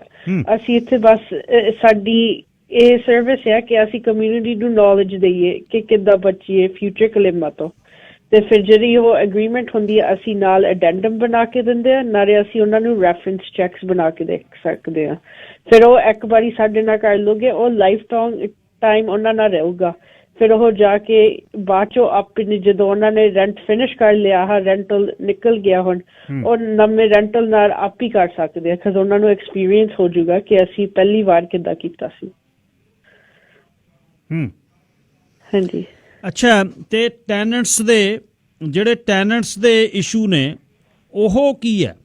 ਜਿਹੜੇ ਟੈਨੈਂਟਸ ਨੂੰ ਕਿਹੜੀਆਂ ਚੀਜ਼ਾਂ ਦਾ ਖਿਆਲ ਰੱਖਣਾ ਚਾਹੀਦਾ? ਟੈਨੈਂਟਸ ਦੇ ਇਹ ਇਸ਼ੂ ਹੁੰਦੇ ਆ ਕਿ ਕਈ ਵਾਰੀ ਜਿਹੜੇ ਆਪਣੇ ਲੈਂਡਲੋਰਡਸ ਆ ਉਹ ਰੈਂਟ ਇਨਕਰੀਜ਼ ਕਰ ਦਿੰਦੇ ਆ। ਹੁਣ ਜਿਹੜਾ ਰੈਂਟ ਇਨਕਰੀਜ਼ ਕਰਦੇ ਆ, ਜਿੱਦਾਂ ਅੱਜ ਤੁਸੀਂ ਲਾ ਲਓ ਕਿ ਤੁਹਾਡਾ ਰੈਂਟ 1400 ਆ, ਤੁਸੀਂ ਹੁਣ ਕਹਿੰਦੇ ਆ ਕਿ 1400 ਚ ਤੇ ਇੱਕ ਬੈਡਰੂਮ ਆ ਜਾਂਦਾ ਸਾਡਾ ਤੇ 2 ਬੈਡਰੂਮ ਆ, ਅਸੀਂ ਹੁਣ ਇਹਨੂੰ $100 ਰੇਜ਼ ਕਰ ਦਿੰਦੇ ਆ। ਫਿਰ ਉਹ $100 ਉਹਨਾਂ ਨੂੰ ਬਸ ਲਿਖ ਕੇ ਭੇਜ ਦਿੰਦੇ ਆ ਜਾਂ ਟੈਕਸ ਭੇਜ ਦਿੰਦੇ ਆ ਜਾਂ ਲਿਖ ਕੇ ਕਹਿ ਦਿੰਦੇ ਆ ਕਿ ਨੈਕਸਟ ਮੰਥ ਤੋਂ ਸਾਡਾ ਜਿਹੜਾ ਰੈਂਟ ਹੋਊਗਾ ਉਹ $100 ਅਸੀਂ ਵਧਾਤਾ ਆ। ਤੁਸੀਂ ਬਾਈ ਲਾਅ ਹੁਣ ਏਦਾਂ ਨਹੀਂ ਵਧਾ ਸਕਦੇ। ਫਿਰ ਉਹ ਕਿੱਦਾਂ ਹੁੰਦਾ ਹੈ ਕਿ ਤੁਸੀਂ ਓਨਲੀ $23 ਵਧਾ ਸਕਦੇ ਆ ਹੁਣ। ਸੋ ਤੁਹਾਨੂੰ ਉਹ ਬਾਈ ਲਾਅ ਜਿਹੜਾ ਕੈਲਕੂਲੇਟਰ ਆਨਲਾਈਨ ਜਾਂ ਟੈਨੈਂਸੀ ਬੋਰਡ ਤੇ ਉਹਦੇ ਮੁਤਾਬਿਕ ਤੁਸੀਂ ਰੈਂਟ ਵਧਾ ਸਕਦੇ ਆ ਤੇ ਟੈਨੈਂਟਸ ਉਹਦੇ ਮੁਤਾਬਿਕ ਪੇ ਕਰ ਸਕਦੇ ਆ ਐਡੀਸ਼ਨਲ ਰੈਂਟ ਜਿਹੜਾ ਹੁੰਦਾ ਆ। ਕਿ ਇੱਕ ਵਪਾਰਕ ਸੰਦੇਸ਼ ਲਾਵਾਂ, ਕੁਝ ਕਾਲਰ ਮੈਂ ਲੈ ਸਕਦਾ ਜੇ ਮਿਸ ਧਾਲੀਵਾਲ ਨੂੰ ਕੋਈ ਸਵਾਲ ਤੁਸੀਂ ਕਰਨਾ ਹੋਵੇ, ਟੈਨੈਂਟਸ, ਮਾਲਕ ਮਕਾਨ, ਫਿਰ 10:40 ਤੇ ਸਰ ਗਗਨ ਸਿੰਘ ਉਹਨਾਂ ਨਾਲ ਗੱਲਬਾਤ ਹੋਏਗੀ, ਆਲਰੇਡੀ ਸਟੂਡੀਓ ਦੇ ਵਿੱਚ ਨੇ। ਤੇ ਤੁਹਾਡਾ ਕੋਈ ਸਵਾਲ ਹੋਵੇ, ਗਲੋਬਲ ਯੂਨਿਟੀ ਤੋਂ ਨੇ ਮਿਸ ਧਾਲੀਵਾਲ, ਜਿਹੜੇ ਪੈਰਾਲੀਗਲ ਨੇ, ਇਹ ਵਕੀਲਾਂ ਵਾਂਗੂ ਹੀ ਕੰਮ ਕਰਦੇ ਆ, ਪਰ ਅਦਾਲਤ ਤੋਂ ਬਿਨਾਂ ਬਾਕੀ ਸਭ ਇਹ ਕੰਮ ਜਾਣਦੇ ਆ, ਸਾਰਾ ਇਹ ਕੰਮ ਕਰ ਸਕਦੇ ਆ। ਤੇ ਉਹਨਾਂ ਦੇ ਨਾਲ ਤੁਹਾਡਾ ਕੋਈ ਸਵਾਲ ਹੋਵੇ ਤਾਂ ਤੁਸੀਂ ਸਵਾਲ ਕਰ ਸਕਦੇ। ਤੁਹਾਡੇ ਕੋਈ ਸਵਾਲ ਹੁਣ ਮਿਸ ਧਾਲੀਵਾਲ ਨੂੰ ਕਿਰਾਏਦਾਰਾਂ ਦੇ ਤੇ ਜਾਂ ਮਾਲਕ ਮਕਾਨਾਂ ਦੇ, ਤਾਂ ਤੁਸੀਂ ਪੁੱਛ ਸਕਦੇ ਹੋ। ਅੱਛਾ ਧਾਲੀਵਾਲ ਜੀ, ਜਿਹੜੇ ਕਨਫਲਿਕਟ ਪੈਂਦੇ ਨੇ, ਮਾਲਕ ਮਕਾਨ ਇੰਨੇ ਦੁਖੀ ਹੋ ਜਾਂਦੇ ਨੇ, ਬੰਦਾ ਅੰਦਰ ਬੈਠਾ ਨਾ ਕਿਰਾਇਆ ਦਿੰਦਾ ਨਾ ਨਿਕਲਦਾ, ਟੈਂਸੀ ਵਾਲੇ ਕਹਿੰਦੇ ਸਾਡੇ ਘਰ ਨਾ ਬੜੀ ਆ ਕੇ ਤੈਨੂੰ ਅਸੀਂ ਤੇਰੀ ਸੁਣ। ਇੱਕ ਆਮ ਬਾਹਰ ਲੋਕਾਂ 'ਚ ਇਹ ਧਾਰਨਾ ਪ੍ਰਚਲਿਤ ਹੈ ਕਿ ਮਾਲਕ ਮਕਾਨ ਦੀ ਕੋਈ ਨਹੀਂ ਸੁਣਦਾ, ਕਿਰਾਏਦਾਰਾਂ ਦੀ ਸੁਣਦਾ। ਇਹਦੇ ਬਾਰੇ ਤੁਸੀਂ ਕੀ ਕਹਿਣਾ ਚਾਹੁੰਦੇ ਹੋ? ਹਾਂਜੀ ਹੈਗਾ ਆ, ਪਰ ਮਾਲਕ ਜੇ ਆਪਣੀ ਵੌਇਸ ਕਲੀਅਰ ਸੁਣਾਉਣ, ਜਿੱਦਾਂ ਉਹ ਪ੍ਰੋਪਰ ਤਰੀਕੇ ਨਾਲ ਨੋਟਿਸ ਦੇਣ, ਸਾਰਾ ਕੁਝ ਕਰਨ, ਉਹ ਫਿਰ ਉਹਨਾਂ ਦੀ ਵੀ ਸੁਣ ਹੁੰਦੀ ਆ। ਪਰ ਕੀ ਹੁੰਦਾ ਹੈ ਕਿ ਜਦੋਂ ਉਹ ਕੰਪਲੇਨ ਕਰਦੇ, ਟੈਨੈਂਟ ਕੰਪਲੇਨ ਕਰਦੇ, ਉਹ ਵਿਚਾਰੇ ਬਣ ਜਾਂਦੇ ਆ। ਫਿਰ ਉਹ ਇਸ ਸਿਚੁਏਸ਼ਨ ਵਿੱਚ ਉਹਨਾਂ ਦੀ ਸੁਣ ਹੁੰਦੀ ਆ। ਹੁਣ ਜਦੋਂ ਤੁਸੀਂ ਏਦਾਂ ਕਹੋਗੇ ਕਿ ਨਹੀਂ ਝੂਠ ਬੋਲਦੇ ਆ ਜਾਂ ਏਦਾਂ ਦੀਆਂ ਚੀਜ਼ਾਂ ਨਹੀਂ ਹੈਗੀਆਂ, ਸਾਡੇ ਵਿੱਚ ਕੋਈ ਕੌਨਫਲਿਕਟ ਨਹੀਂ, ਪਰ ਰੈਂਟ ਨਹੀਂ ਦਿੰਦੇ, ਫਿਰ ਉਸ ਤਰੀਕੇ ਤੇ ਤੁਸੀਂ ਜਦੋਂ ਸਾਰਾ ਕੁਝ ਡਾਕੂਮੈਂਟ ਕਰੋਗੇ, ਮੈਂ ਤੁਹਾਨੂੰ ਐਡਵਾਈਸ ਕਰੂੰਗੀ ਕਿ ਜਦੋਂ ਤੁਸੀਂ ਗੱਲ ਕਰਦੇ ਹੋ, ਉਹ ਸਾਰੀਆਂ ਚੀਜ਼ਾਂ ਤੁਸੀਂ ਟੈਕਸ ਦੇ ਰਾਹ ਜਾਂ ਰਾਈਟਿੰਗ ਦੇ ਰਾਹ ਕਰੋ। ਜਦੋਂ ਇਹ ਰੈਂਟ ਨਹੀਂ ਆਉਂਦਾ ਤੁਹਾਨੂੰ, ਤੁਸੀਂ ਉਹਨਾਂ ਨੂੰ ਟੈਕਸ ਕਰ ਦਿਓ ਕਿ ਅੱਜ ਅਕਤੂਬਰ ਦਾ ਰੈਂਟ ਨਹੀਂ ਆਇਆ, ਅੱਜ 7 ਤਰੀਕ ਹੋ ਗਈ ਹੈ, ਸਾਨੂੰ ਰੈਂਟ ਨਹੀਂ ਆਇਆ। ਫਿਰ ਉਹ ਤੁਹਾਡਾ ਰੈਕਡ ਬਣ ਜਾਂਦਾ ਆ। ਹੁਣ ਜਿੱਦਾਂ ਕੋਵਿਡ ਕਰਕੇ ਜੇ ਤੁਹਾਨੂੰ ਰੈਂਟ ਨਹੀਂ ਮਿਲਦਾ, ਪਹਿਲਾਂ ਤੇ ਤੁਸੀਂ ਉਹਨਾਂ ਨਾਲ ਇੱਕ ਪਲਾਨ ਬਣਾਓ ਕਿ ਤੁਸੀਂ ਲੇਟ ਆ ਰੈਂਟ ਵਾਸੀ, ਅਸੀਂ ਜਿਹੜਾ ਤੁਹਾਡਾ ਰੈਂਟ ਆ, ਜੇ ਤੁਹਾਨੂੰ 2 ਟਾਈਮ ਆ ਮਹੀਨੇ ਤੁਸੀਂ ਪੇ ਕਰ ਦਿਓ, ਇੱਕ ਵਾਰੀ ਸਾਨੂੰ 15 ਨੂੰ ਪੇ ਕਰ ਦਿਓ ਤੇ ਇੱਕ ਵਾਰੀ ਸਾਨੂੰ ਪਹਿਲੀ ਤੇ ਪੇ ਕਰ ਦਿਓ। ਫਿਰ ਉਹ ਤੁਹਾਡਾ ਪਲਾਨ ਬਣ ਜਾਂਦਾ ਹੈ। ਜੇ ਉਹ ਪਲਾਨ ਫੋਲੋ ਨਹੀਂ ਕੀਤਾ ਜਾਏ, ਫਿਰ ਤੁਸੀਂ ਉਹਨਾਂ ਨੂੰ 10 ਦਿਨ ਦਾ ਨੋਟਿਸ ਦੇ ਸਕਦੇ ਆ। ਇੱਕ ਮਿੰਟ, ਹੁਣ ਮੇਰੇ ਨਾਲ ਐਬਸਫੋਰਡ ਤੋਂ ਸਰਦਾਰ ਜਗਦੇਵ ਸਿੰਘ ਨੇ, ਜਿਨ੍ਹਾਂ ਨਾਲ ਇਹ ਗੱਲ ਹੋਈ ਸੀ ਕਿ ਉਹਨਾਂ ਨੇ ਘਰ ਨਵਾਂ ਜਦ ਖਰੀਦਿਆ, ਢਾਇਆ, ਤਾਂ ਪਹਿਲੇ ਮਾਲਕ ਮਕਾਨ ਨੇ ਰੱਖੇ ਹੋਏ ਕਿਰਾਏਦਾਰਾਂ ਨੇ ਸੂਹ ਕਰਕੇ $20,000 ਉਹਨਾਂ ਤੋਂ ਲੈ ਲਿਆ, ਮੰਗਿਆ, ਸੁਪਰੀਮ ਕੋਰਟ 'ਚ ਕੇਸ ਹੈ। ਉਹ ਹੁਣ ਦੱਸਣਾ ਚਾਹਣਗੇ ਕਿ ਇਸ਼ੂ ਅਸਲ ਕੀ ਹੈ। ਜਗਦੇਵ ਸਿੰਘ ਜੀ, ਤੁਸੀਂ 에ਅਰ ਤੇ ਆਨਲਾਈਨ ਨੰਬਰ 1, ਹੁਣ ਤੁਸੀਂ ਦੱਸੋ ਜੀ। ਸਤਿ ਸ੍ਰੀ ਅਕਾਲ ਬਾਈ ਜੀ। ਸਤਿ ਸ੍ਰੀ ਅਕਾਲ ਜੀ। ਬਾਈ ਜੀ, ਮੈਂ ਪਿਛਲੇ ਸਾਲ ਨਾ ਘਰ ਲਿਆ ਸੀ ਅਪ੍ਰੈਲ 'ਚ ਲੈ ਕੇ, ਤੇ ਉਹਨਾਂ ਨੇ ਕਿਹਾ ਕਿ ਤੁਸੀਂ ਟੈਨੈਂਟ ਰੱਖਣੇ ਕਿ ਨਹੀਂ। ਅਸੀਂ ਕਿਹਾ ਵੀ ਨਹੀਂ, ਅਸੀਂ ਨਹੀਂ ਰੱਖਣੇ। ਤੇ ਉਹਨਾਂ ਨੇ ਉਹਨਾਂ ਨੂੰ 2 ਮਹੀਨੇ ਦਾ ਨੋਟਿਸ ਦੇਤਾ। ਸਾਨੂੰ ਮਈ 'ਚ ਜਾਣੀ ਹੋਇਆ ਤੇ 31 ਜੁਲਾਈ ਨੂੰ ਅਸੀਂ ਰਜਿਸਟਰੀ ਕਰਾਈ। ਤੇ 31 ਜੁਲਾਈ ਤੋਂ ਬਾਅਦ ਉਹਨਾਂ ਨੇ ਕੀ ਕੀਤਾ ਕਿ ਅਸੀਂ ਸਿਟੀ ਨੂੰ ਜਾਣੀ ਡੈਮੋਲੇਸ਼ਨ ਪਰਮਿਟ ਵਗੈਰਾ ਅਪਲਾਈ ਕਰਤਾ। ਤੇ ਉਹਨਾਂ ਨੇ ਜੀ ਉਹਨੇ ਵੇਖਿਆ ਗੋਰੀ ਇੱਥੇ ਕਿਤੇ ਨੰਗੀ, ਉਹ ਹਜੇ ਘਰ ਤਾਂ ਢਾਇਆ ਵੀ ਨਹੀਂ ਸੀ, ਤੇ ਪੋਲ ਲੱਗਿਆ ਸੀਗਾ ਜਿਹੜਾ ਆਪਾਂ ਟੈਂਪਰੇਰੀ ਕਨੈਕਸ਼ਨ ਲੈਂਦੇ ਹਾਂ। ਤੇ ਉਹਨਾਂ ਨੇ ਉਹ ਵੇਖ ਕੇ ਸਾਨੂੰ ਹਜੇ ਘਾਟ ਆਇਆ ਨਹੀਂ, ਅਕਤੂਬਰ 'ਚ ਸਾਨੂੰ ਚਿੱਠੀ ਆ ਗਈ ਵੀ ਤੁਹਾਡੇ $20,000 ਦਿਓ, ਤੁਸੀਂ ਇਹਦਾ ਘਾਟ ਆ। ਓਕੇ, ਅਸੀਂ ਘਾਟ ਆਇਆ ਨਵੰਬਰ 'ਚ, ਐਂਡ ਆਫ ਨਵੰਬਰ। ਤੇ 2 ਮਹੀਨੇ ਦਾ ਜਿਹੜਾ ਕਹਿੰਦੇ ਆ ਵੀ ਨੋਟਿਸ ਦੇਣਾ ਚਾਹੀਦਾ, ਉਹ ਅਸੀਂ 2.5 ਮਹੀਨੇ ਤੋਂ ਪਹਿਲਾਂ ਨੋਟਿਸ ਦਿੱਤਾ ਉਹਨਾਂ ਨੂੰ। ਤੇ ਸਾਨੂੰ ਤਾਂ ਪਤਾ ਹੀ ਨਹੀਂ ਕਿ ਇੱਕ ਉਹ ਕਹਿੰਦੇ, ਅਸੀਂ ਟੈਨਸੀ ਬ੍ਰਾਂਚ ਕੋਲੇ ਗਏ, ਉਹ ਕਹਿੰਦੇ ਤੁਸੀਂ ਆਪਦਾ ਉਹ ਉੱਥੇ ਪੱਖ ਰੱਖ ਦਿਓ, ਤੇ ਉਹ ਕਹਿੰਦੇ ਸਾਡੇ ਵਾਸਤੇ ਕੋਈ ਨਹੀਂ, ਤੁਸੀਂ ਹੀਅਰਿੰਗ ਹੋਊਗੀ ਤੁਹਾਡੇ ਨਾਲ ਫੋਨ ਤੇ, ਉਹਦੇ ਤੇ ਉਦੋਂ ਗੱਲ ਕਰਿਓ। ਨਾ ਉਹਨੇ ਸਾਨੂੰ ਕੋਈ ਕੰਟਰੈਕਟ ਦਿੱਤਾ, ਕਿਹਦੇ ਨਾਲ, ਕੌਣ ਉਹਦਾ ਰੈਂਟਲ ਸੀਗਾ, ਕੌਣ ਨਹੀਂ। ਸਾਨੂੰ ਇੱਕ ਉਹਨਾਂ ਟੈਂਸੀ ਬ੍ਰਾਂਚ ਵਾਲਿਆਂ ਦੀ ਚਿੱਠੀ ਆ ਗਈ ਬਈ ਤੁਹਾਨੂੰ ਆਹ ਸੂਹ ਕਰਤਾ, ਇੰਨੀ ਤਰੀਕ ਨੂੰ ਤੁਹਾਡੀ ਹੀਅਰਿੰਗ। ਸੁਣਿਓ ਜਗਦੇਵ ਸਿੰਘ ਜੀ, ਮੈਂ ਪੈਰਾਲੀਗਲ ਕੀ ਕਹਿੰਦੇ ਨੇ ਮਿਸ ਧਾਲੀਵਾਲ। ਹਾਂਜੀ ਮਿਸ ਧਾਲੀਵਾਲ ਜੀ, ਦੱਸਿਓ ਜੀ ਇਹਨਾਂ ਨੂੰ। ਹਾਂਜੀ ਹਰਜੀਤ ਜੀ, ਉਹਨਾਂ ਦੀ ਆਵਾਜ਼ ਨਹੀਂ ਸੁਣੀ ਮੈਨੂੰ। ਓਕੇ, ਬਸ ਉਹ ਸੇਮ ਇਹ ਕੁਐਸਚਨ ਸੀ ਜੀ, ਸੇਮ ਇਹ ਕੁਐਸਚਨ ਸੀ ਜਿਹੜਾ ਤੁਸੀਂ ਮੈਂ ਤੁਹਾਨੂੰ ਕੀਤਾ ਬਈ ਉਸੇ ਤਰ੍ਹਾਂ ਹੀ ਟੈਨਸੀ ਨੇ ਉਹਨਾਂ ਨੂੰ $20,000 ਦੇਤਾ। ਉਹ ਕਹਿੰਦੇ ਮੈਂ ਰੈਂਟ ਵਾਲੇ ਬੰਦੇ ਨਹੀਂ ਸੀ ਰੱਖੇ, ਮੈਂ ਵੇਕੈਂਟ ਲੈਂਡ ਲਈ ਸੀ। ਸੋ ਇਹਦਾ ਸੁਨੇਹਾ ਜਿਹੜਾ ਤੁਸੀਂ ਅੱਗੇ ਦੇਣਾ ਚਾਹੁੰਦੇ ਹੋ ਵੀ ਜੇ ਕਿਸੇ ਨੇ ਮੰਨ ਲਓ ਵੀ ਮੈਂ ਕੋਈ ਘਰ ਲਿਆ, ਉਹਦੇ 'ਚ ਕਿਰਾਏਦਾਰ ਨੇ, ਮੈਂ ਉਹ ਘਰ ਆਪਣਾ ਲੈ ਕੇ ਢਾਉਣਾ ਤੇ ਕਿਰਾਏਦਾਰ ਤੋਂ ਬਿਨਾਂ ਮੈਨੂੰ ਘਰ ਮਿਲਿਆ, ਮੈਨੂੰ ਹੋਰ ਕੀ ਕਰਨਾ ਪਊਗਾ ਫਿਰ? ਹੁਣ ਤੁਹਾਨੂੰ ਜਦੋਂ ਤੁਸੀਂ ਘਰ ਲਿਆ ਆ ਤੇ ਤੁਹਾਨੂੰ ਉਹ contract of purchase and sale ਤੁਸੀਂ ਕਲੀਅਰਲੀ ਦੇਖੋ। ਤੁਸੀਂ ਪਹਿਲਾਂ ਤੋਂ ਉਹਨਾਂ ਤੋਂ ਕਿਉਂ ਕਿ ਜਿਹੜੀ ਤੁਸੀਂ ਕਾਪੀ ਦਿੱਤੀ ਹੈ ਨੋਟਿਸ ਦੀ ਉਹ ਸਾਨੂੰ ਦਿਓ। ਉਹ ਪਹਿਲਾਂ ਤਾਂ ਉਹ ਸਬਜੈਕਟ ਰਿਮੂਵਲ ਤੇ ਉਹ ਤੁਹਾਨੂੰ ਨੋਟਿਸ ਆਉਣਾ ਚਾਹੀਦਾ ਆ ਕਿ ਜਦੋਂ ਉਹ ਤੁਸੀਂ ਉਹਨਾਂ ਨੂੰ ਪੁੱਛ ਸਕਦੇ ਆ ਕਿ ਆਹ ਸਾਨੂੰ ਨੋਟਿਸ ਪ੍ਰੋਵਾਈਡ ਕਰੋ ਤੁਸੀਂ। ਫਿਰ ਉਹ ਤੁਹਾਡੀ ਜਾ ਕੇ ਸਿਕਿਉਰਿਟੀ ਬਣਦੀ ਹੈ ਫਿਊਚਰ ਦੇ ਵਿੱਚ ਕਿ ਨੋਟਿਸ ਹਾਂਜੀ ਦਿੱਤਾ ਗਿਆ ਸੀ। ਉਹ ਜੇ ਕਹਿੰਦਾ ਕਈ ਲੋਕੀ ਕਹਿ ਦਿੰਦੇ ਕਿ ਅਸੀਂ ਨੋਟਿਸ ਦਿੱਤਾ ਸੀ ਪਰ ਉਹ ਪ੍ਰੋਪਰ ਵੇ 'ਚ ਨਹੀਂ ਦਿੱਤਾ ਹੁੰਦਾ। ਜਿੱਦਾਂ ਹੁਣ ਸਾਡਾ ਇੱਕ ਕੇਸ ਸੀ ਉਹਦੇ ਵਿੱਚ ਟੈਨੈਂਟਸ ਨੇ ਨੋਟਿਸ ਦਿੱਤਾ ਪਰ ਉਹਨਾਂ ਨੇ ਗਲਤ ਨੋਟਿਸ ਦਿੱਤਾ। ਉਹਨਾਂ ਨੇ ਜਾ ਕੇ ਮਿਊਚੁਅਲ ਰਿਲੀਜ਼ ਦਾ ਨੋਟਿਸ ਦਿੱਤਾ। ਮਿਊਚੁਅਲ ਰਿਲੀਜ਼ ਹੁੰਦੀ ਹੈ ਕਿ ਟੈਨੈਂਟ ਤੇ ਲੈਂਡਲੋਰਡ ਬਹੁਤ ਅਗਰੀ ਹੁੰਦੇ ਆ ਕਿ ਉਹ 1 ਮਹੀਨੇ 'ਚ ਟੈਨੈਂਟ ਮੂਵ ਹੋ ਜਾਊਗਾ। ਪਰ ਜੇ ਟੈਨੈਂਟ ਉਹ ਨੋਟਿਸ ਨਹੀਂ ਸਾਈਨ ਕਰਦਾ ਟੈਨੈਂਟ ਨੂੰ ਮੂਵ ਨਹੀਂ ਹੋਣਾ ਪੈਂਦਾ। ਫਿਰ ਉਹ ਪ੍ਰੋਪਰ ਪ੍ਰੋਸੀਜਰ ਇਹ ਹੋਊਗਾ ਕਿ ਤੁਸੀਂ ਉਹਨਾਂ ਨੂੰ 2 ਮਹੀਨੇ ਦਾ ਨੋਟਿਸ ਦਿਓ ਕਿ ਅਸੀਂ ਆਹ ਘਰ ਵੇਚਤਾ ਆ। 2 ਮਹੀਨੇ ਦੇ ਨੋਟਿਸ ਦੇ ਵਿੱਚ ਜਦੋਂ ਤੁਸੀਂ ਪੜ੍ਹਦੇ ਆ ਉਹਦੇ 'ਚ ਲਿਖਿਆ ਹੁੰਦਾ ਕਿ ਅਟੈਚ ਅਸੀਂ contract of purchase and sale ਕਰਦੇ ਆ ਜਾਂ ਉਹਦੀ ਐਡੈਂਡਮ ਕਰਦੇ ਆ। ਫਿਰ ਉਹ ਅਟੈਚ ਕਰਕੇ ਉਹ ਜਿੱਦਾਂ ਸੈਲਰ ਦੀ ਰਿਸਪੌਂਸਿਬਿਲਿਟੀ ਹੁੰਦੀ ਹੈ ਦੇਣ ਵਾਸਤੇ ਨਾਲੇ ਉਹ ਕਾਪੀ ਜਿਹੜੀ ਹੋਊਗੀ ਉਹ ਬਾਇਰ ਨੂੰ ਪ੍ਰੋਵਾਈਡ ਕਰਨੀ ਚਾਹੀਦੀ ਆ ਉਹਨਾਂ ਨੂੰ। ਸੋ ਬਾਇਰ ਜਦੋਂ ਹੀ ਘਰ ਲਊਗਾ ਉਹਨਾਂ ਨੂੰ ਇਹ ਆ ਕਿ ਉਹ ਨੋਟਿਸ ਦੀ ਕਾਪੀ ਆਪਣੇ ਕੋਲ ਰੱਖੇ ਇਨ ਕੇਸ ਜਿੱਦਾਂ ਇਹਨਾਂ ਨਾਲ ਹੋਇਆ ਆ ਕਿ ਹੋੜਾ ਨਾ ਹੋਵੇ। ਓਕੇ, ਇੱਕ ਸਵਾਲ ਮੈਂ ਹੋਰ ਲੈ ਲਵਾਂ ਜੀ, ਹੋਲਡ ਕਰਿਓ ਤੁਸੀਂ। ਕਰਨ ਬਸਰਾਜ ਜੀ ਕੀ ਸਵਾਲ ਹੈ ਲਾਈਨ ਨੰਬਰ 3? ਹਾਂਜੀ ਗਿੱਲ ਸਾਹਿਬ ਐਂਡ ਓਕੇ ਕੁਐਸਚਨ ਸਿਰਫ ਇਹਨਾਂ ਕਿ ਜਿਹੜਾ ਨੋਟਿਸ ਇਹ ਕਹਿੰਦੇ 2 ਮਹੀਨੇ ਦਾ ਦੇਣਾ ਹੁੰਦਾ ਗਿੱਲ ਸਾਹਿਬ, ਨੋਟਿਸ ਦੇਣ ਤੋਂ ਬਾਅਦ ਵੀ ਕਈ ਜਿਹੜੇ ਰੈਂਟਲ ਹੈਗੇ ਆ ਉਹ ਕਹਿੰਦੇ ਸਾਡਾ ਨੋਟਿਸ ਨਹੀਂ ਮਿਲਿਆ ਹੈਗਾ। ਉਹਦਾ ਕੀ ਸਿਸਟਮ ਹੈਗਾ ਕਿ ਉਹਦੇ ਕੋਈ ਆਈਡੀ ਨੰਬਰ ਲੈ ਕੇ ਜਿੱਦਾਂ ਆਪਾਂ ਆਮ ਤੌਰ ਉੱਤੇ ਇਸ਼ੂ ਕਰਦੇ ਇਸ ਤਰ੍ਹਾਂ ਦਾ ਤਰੀਕਾ ਹੈ ਕਿ ਵੈਸੇ ਤੁਸੀਂ ਹੈਂਡ ਓਵਰ ਕਰ ਦਿੱਤਾ ਤੁਸੀਂ ਕਲੇਮ ਕਰ ਸਕਦੇ ਕਿ ਨੋਟਿਸ ਲਿਖੋ sir. Thank you. Thank you. Line number 1 Jagdev Gill ji ਕੀ ਕਹਿਣਾ ਚਾਹੁੰਦੇ ਹੋ ਫਿਰ ਤੁਸੀਂ? ਹਾਂਜੀ ਭਾਈ ਜੀ ਅਸੀਂ ਨੋਟਿਸ ਅਸੀਂ ਦਿੱਤਾ ਉਹਨਾਂ ਨੂੰ 2 ਮਹੀਨੇ ਦਾ, ਸਾਡੇ ਕੋਲ ਕਾਪੀ ਵੀ ਹੈਗੀ ਹੈ। ਤੁਸੀਂ ਕਿਵੇਂ ਦੇਤਾ? ਤੁਸੀਂ ਤਾਂ ਮਾਲਕ ਨਹੀਂ ਸੀ, ਤੁਸੀਂ ਕਾਹਦਾ ਨੋਟਿਸ ਦੇਤਾ ਉਹਨੂੰ? ਨੋ ਭਾਈ ਜੀ ਉਹਨਾਂ ਸਾਡੇ ਰੀਅਲਟਰ ਨੇ ਉਹਨਾਂ ਨੂੰ ਦੱਸਿਆ, ਉਹਨਾਂ ਦੇ ਰੀਅਲਟਰ ਨੇ ਸਾਨੂੰ ਉਹਦਾ ਕੰਟਰੈਕਟ ਦੀ ਕਾਪੀ ਦਿੱਤੀ। ਓਕੇ ਇਹ ਐਨਡੀਪੀ ਨੇ ਰੂਲ ਬਣਾਇਆ ਕਿ ਤੁਸੀਂ ਜੇ ਤੁਹਾਡਾ ਕੋਈ 6 ਮਹੀਨਿਆਂ ਦੇ ਵਿੱਚ ਤੁਸੀਂ 12 ਮਹੀਨੇ ਦਾ ਰੈਂਟ ਕਲੇਮ ਕਰ ਸਕਦੇ ਆ। ਇਹਨਾਂ ਨੂੰ ਕਾਨੂੰਨ ਦਾ ਨਹੀਂ ਪਤਾ।